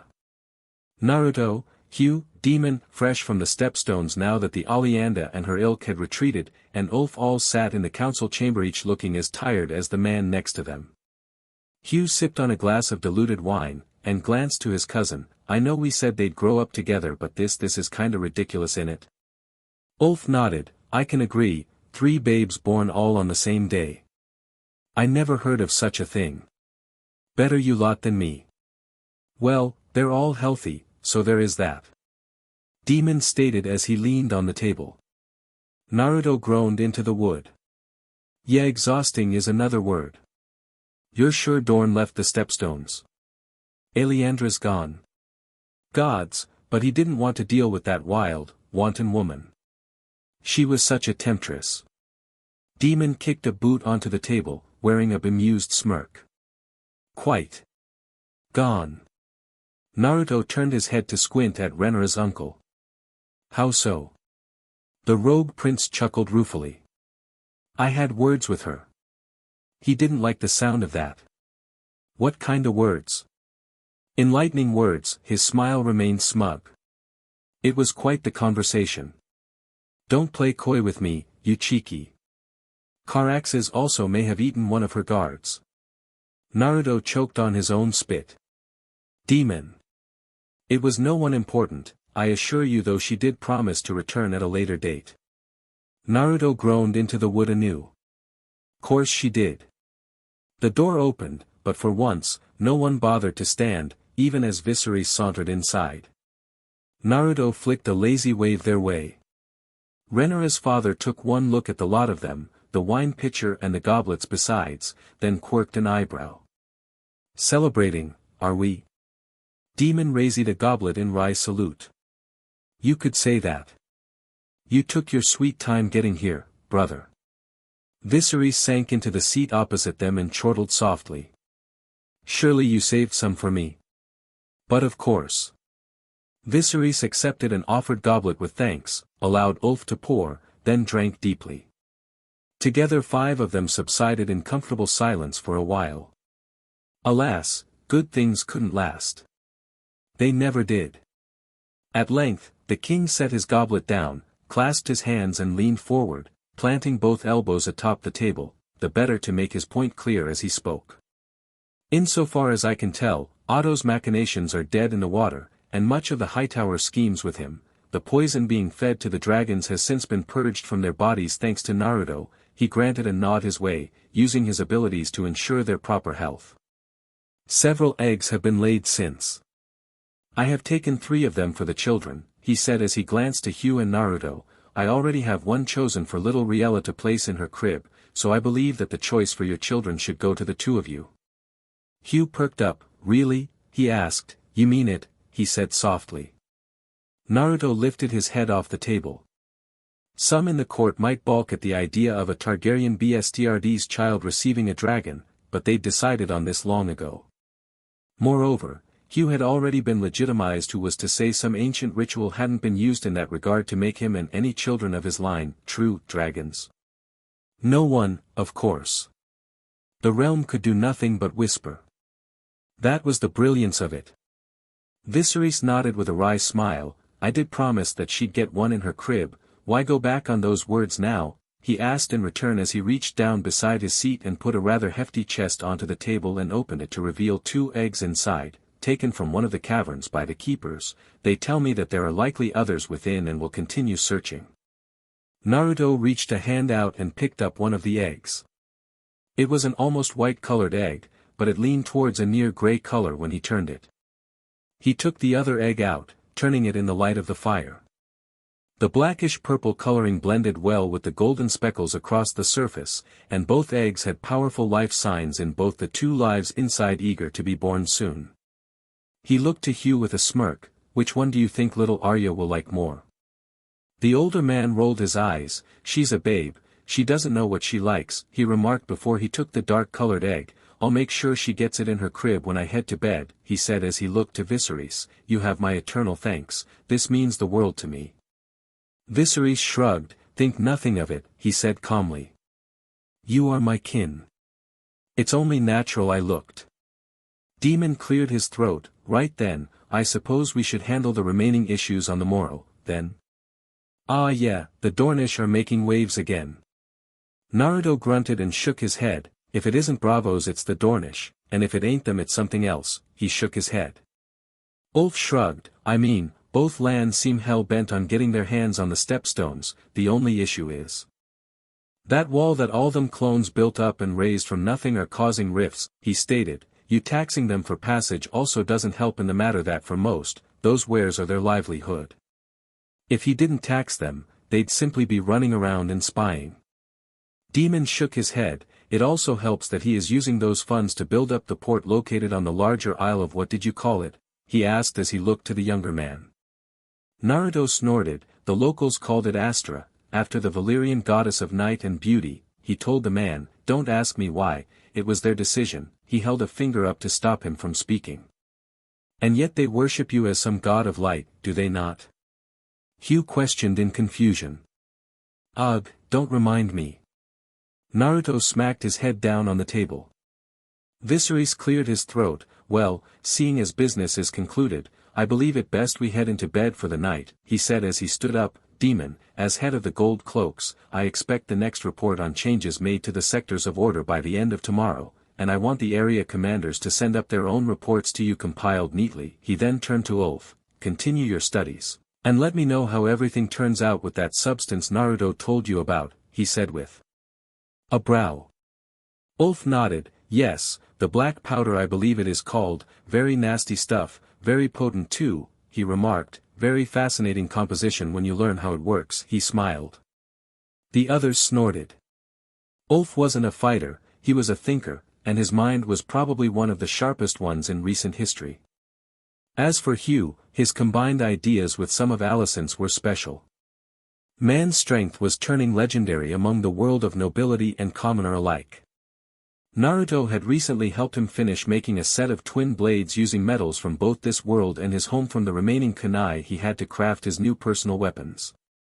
Heavy they were, but they never dulled, and with Hugh swinging them around like a couple of sticks, it was no wonder his name was spreading around. Apparently he let Alicent name his new swords called one Veldian Harps and the other Indomitable Percival after both a story and a dream he had as a boy. He definitely saw where he was coming from.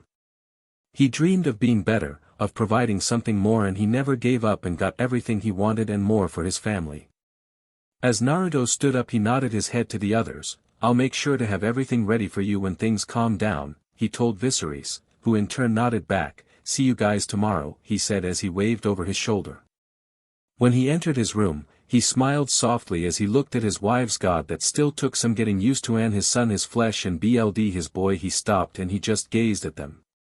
It was perfect, it was indescribable to him, and he couldn't help but feel pride in himself for how it all turned out. How had it all come to this? A boy with no name or title, a hero the world revered and feared, a prince, a king. He placed the egg in the crib and silently gathered up his son and placed him next to his future partner, silently watching as the babe snored softly in his dreams. When he finally pulled away and managed to climb into bed, he silently summoned a clone, smirking as it grumbled in annoyance, and sat in the seat next to the crib and crawled into bed next to both Rhaenyra and Alicent, silently wrapping his arms around them as they put their own arms over him, and drifted into sleep.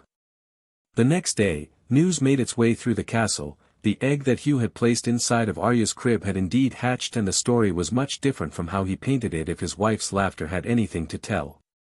So wanna tell the truth, or am I gonna have to ask her? Demon smirked. No, the large man huffed. Were his cheeks turning red? Out with it, it's not like we won't tell anyone. Ulf said, grinning. F off. Hugh grunted oh yes yes they were, with Cat's laughter growing as the little dragon barked at him, "Fu too, you little sht," he bit out. Naruto snorted, "Well, judging by the bite marks and various scratches, I think we can assume what happened," he said as Hugh grunted and turned away. "So you gonna tell us?" he asked. No, go away." Hugh barked at the younger teen. Demon and Ulf shared a look before bursting into laughter. "Mean little sht in it," the rogue prince chortled. "Yeah, attacked you soon as it was born." Ulf laughed as he pat Hugh on the shoulder, the man pulling away with crossed arms and a pout beside. "Not how I'd put it." Naruto snickered. "Yeah, must not like your face." Ulf shook in laughter. "F off Ulf." Hugh grunted. "It's not a denial." Ulf laughed out. Naruto managed to calm himself as he looked at the tiny creature inside the crib. "So, what are you gonna call it?" he asked. Cat perked up. "I was actually about to get to that before the little bugger leapt at Hugh," she laughed, causing laughter to spread out among the men. "I was thinking of Nerjigan," she said happily. "Nigamant?" Hugh asked in confusion. "I think she said Ninjadante." Ulf shrugged. Cat smacked her forehead. "I said, Nijigante, Nerjigant." It was based off the Valyrian god of the underworld who kept the balance and would always be the one to challenge the upper pantheon when they got out of control. She snorted, "And apparently he was also a god of war." She shrugged, "And I for one, think it suits the little fella's attitude," she said all too happily. "Yeah, you would." Hugh grunted out. Naruto shrugged, "Just means he's gonna be loyal to Arya. It's a good name," he agreed with Cat. "Thank you, at least someone listens to what I have to say," Cat said smugly. "SCK up," Hugh said as he looked to Naruto, who in turn grinned at the man.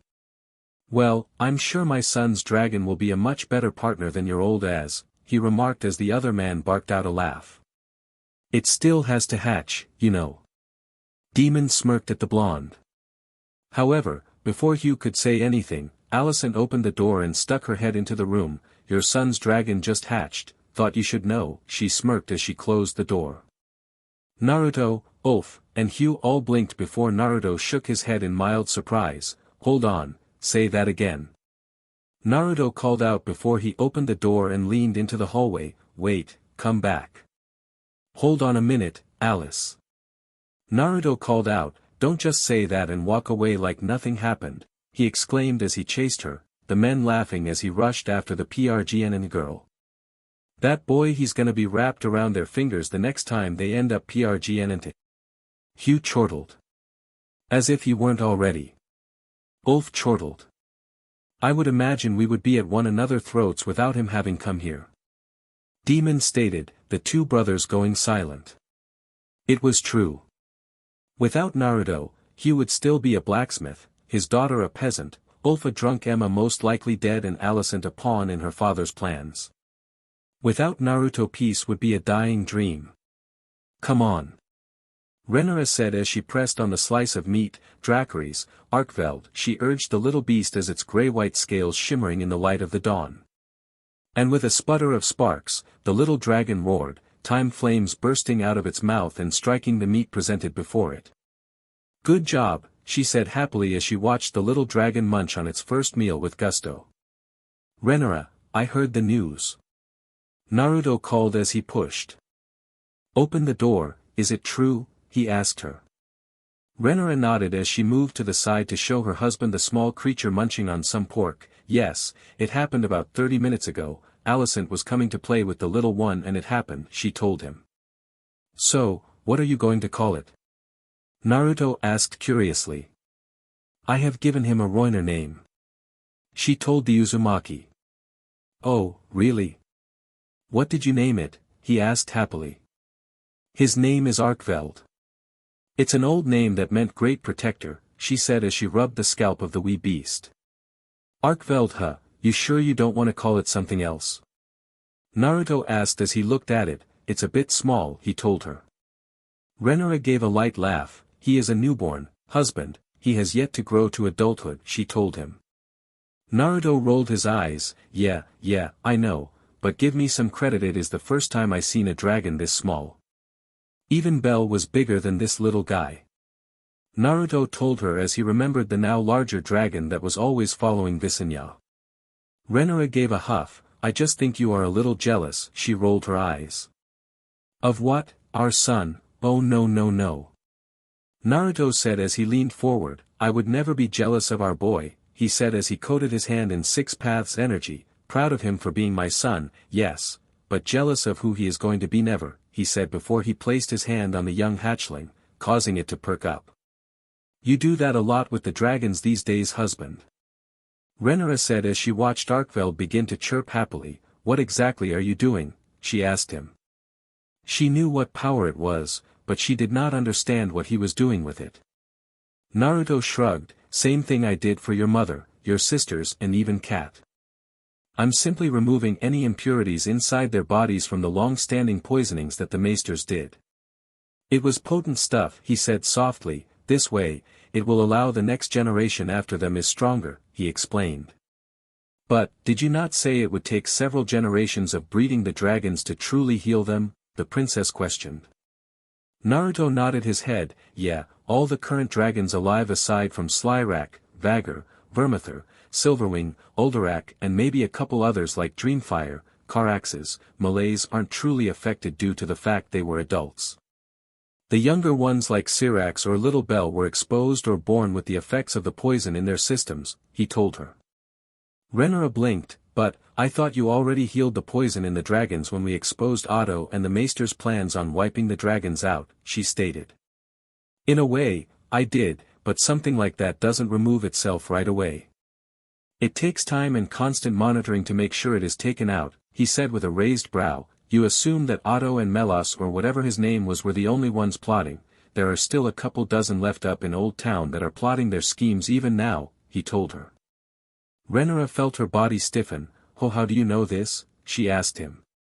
Naruto shrugged, clones and transformation technique, he told her simply, I am monitoring them closely and gathering all their information before exposing them, he told her. Luckily out of the 50 or so maesters in the Citadel, only about 16 are guilty. The others are actually truly and wholly loyal to learning the craft of the maester, he told her. Why not just kill them and be done with it, expose them and give them no place to turn? Renara asked with a raised brow as she watched Naruto take his hand from the tiny dragon who resumed its meal. Naruto shrugged, simple, you kill all of them in one slide, then the others find out, they start to think like those you removed, and then the CYCL repeats itself, he told her. Like we did with Otto and Melas, we have to bide our time and wait.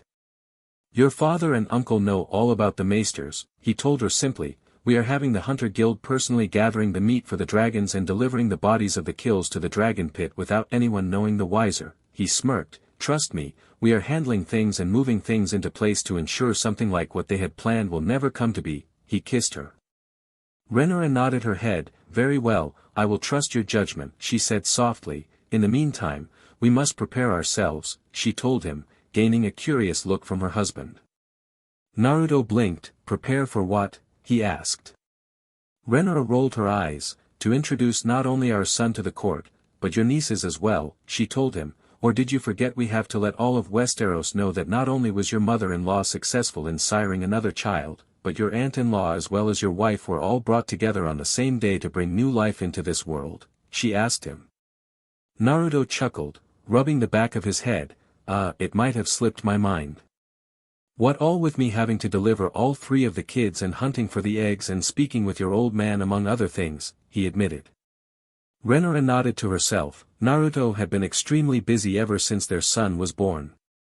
He had truthfully only spent a couple of days off to dote on him, not including when he brought the egg to be placed in his cradle. Well, now you know, she nudged him, also, you need to speak with Alicent, she seems to be somewhat skittish these past few days, she informed him. Is she alright, the baby? He asked nervously. Renara grabbed his hand to calm him, they're perfectly fine, I think it is just the fact she is realizing what she is about to go through, she said giving him a look. She is experiencing hormonal swings, huh? Yeah, better go look in on her. Naruto said as he kissed his wife, pecked his son on the head, be back soon, he told her before he departed. Take your time, she's not gonna fly off, she called back. Will do. Naruto said as the door closed. Renara gave a light giggle. He is always running around, never able to stop these days, she sighed softly. That was when Jiraiya started crying, drawing his mother's attention. The air soon filled with a certain smell that only a newborn could produce, causing Renara to GG. Great, now she was stuck on his duty. Naruto walked into the crafting room. It was essentially a small room dedicated to the advancement of the realm that Naruto helped build, and Alicent and her little workforce used to place ideas in before testing possible creations. He saw Alicent pacing between the stacks of shelves, a small smile on her face as she put a book on a shelf. However, he could also sense her emotions. She was still worried, and he could also tell she was corny but mostly worried. He watched in silence as she walked back over to the work table and unrolled a scroll. It was one Naruto was intimately familiar with. He was the one who drew it up a couple days before the kids were all born. It was known as Project Dropner for a simple reason: it was to provide an unlimited amount of coin to the kingdom and 4 wardens as well. Everyone knew that the Lannisters were constantly working in the mines, and in time they would eventually run dry.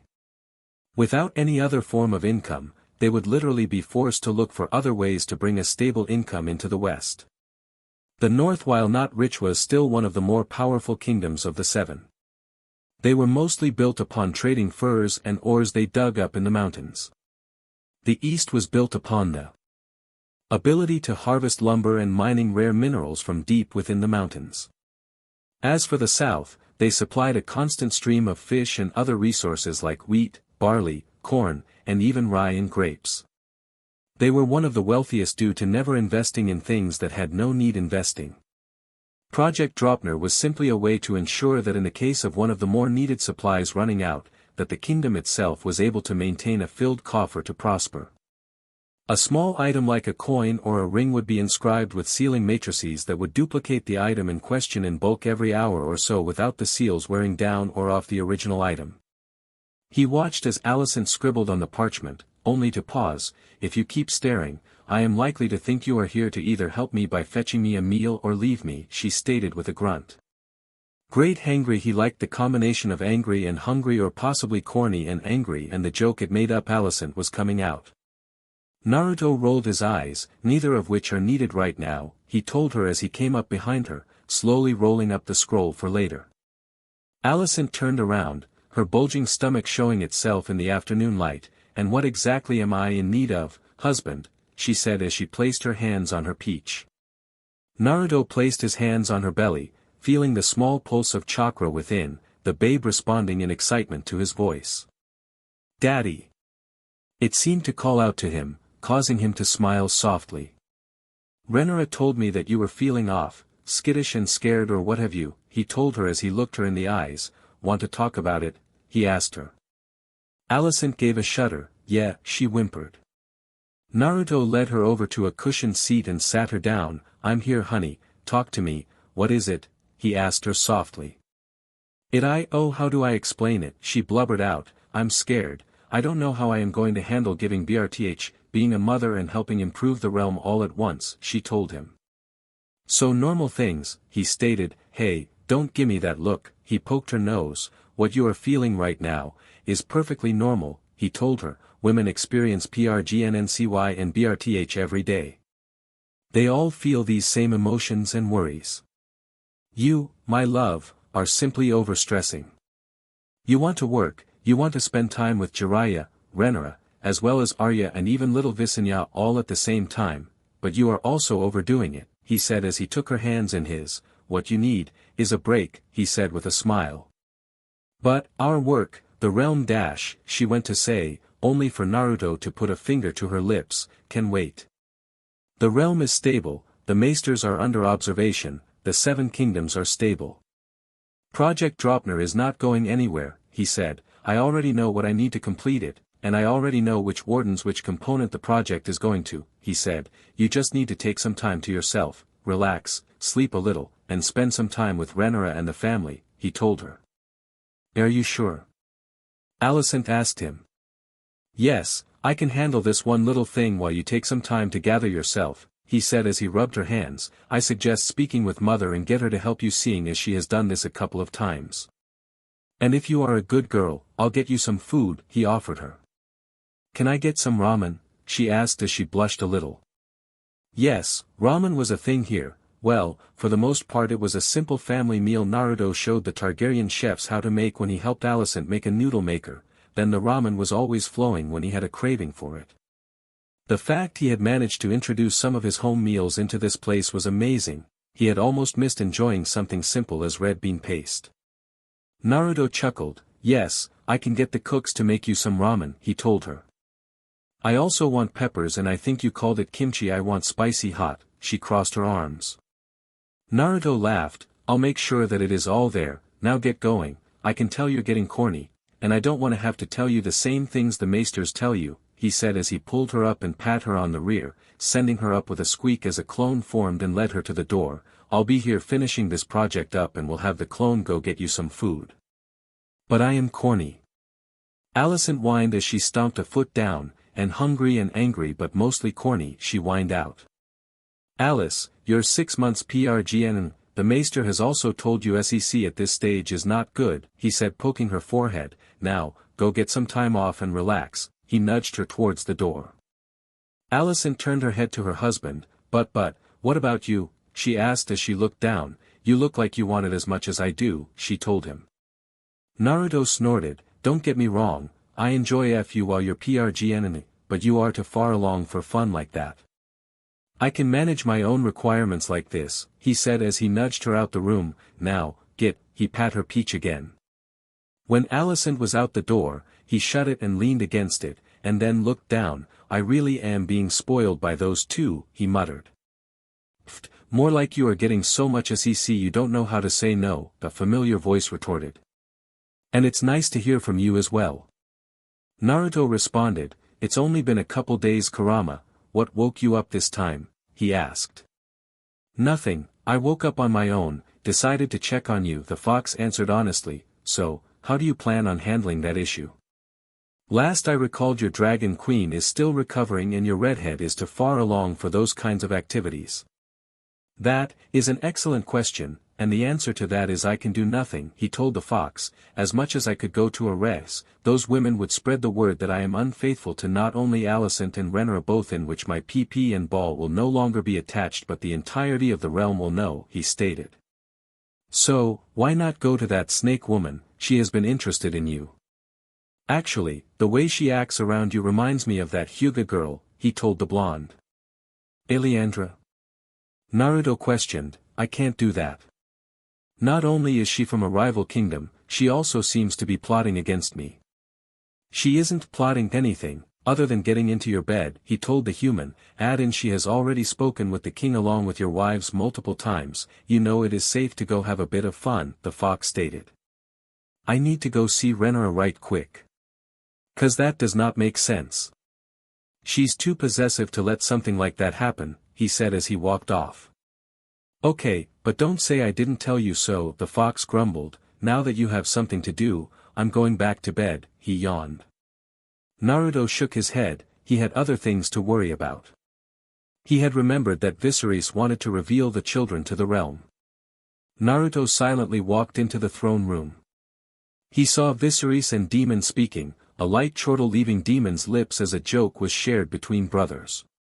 Hey, I'm here, he called as he entered, I was told by Renara that we need to introduce the kids or something to the realm, he stated. Viserys blinked, oh, that won't be happening until a couple of weeks from now, when the ladies are able to properly walk once more, he told Naruto, something like this requires time to prepare. The food, the music, the entertainment, the tourney and all things that go with it, he told Naruto, remember that I held a tourney on the day that Visenya was being born, this is the same, he told Naruto, unlike with Visenya, we actually have time to plan unlike with Visenya who was a surprise, he laughed. But, unlike last time, this time there are 3 children we are to introduce, so we need much more to present to the realm. Demon stated, a simple tourney is not going to suffice. There is a prince and 2 princesses that have been added to our numbers, so we must act accordingly to the additions. It is as much a celebration as it is a declaration, the rogue prince remarked. Naruto sighed, okay, yeah, that makes sense I guess. He stated as he ran his hand through his hair. Ah, exhaustion, but not from late nights.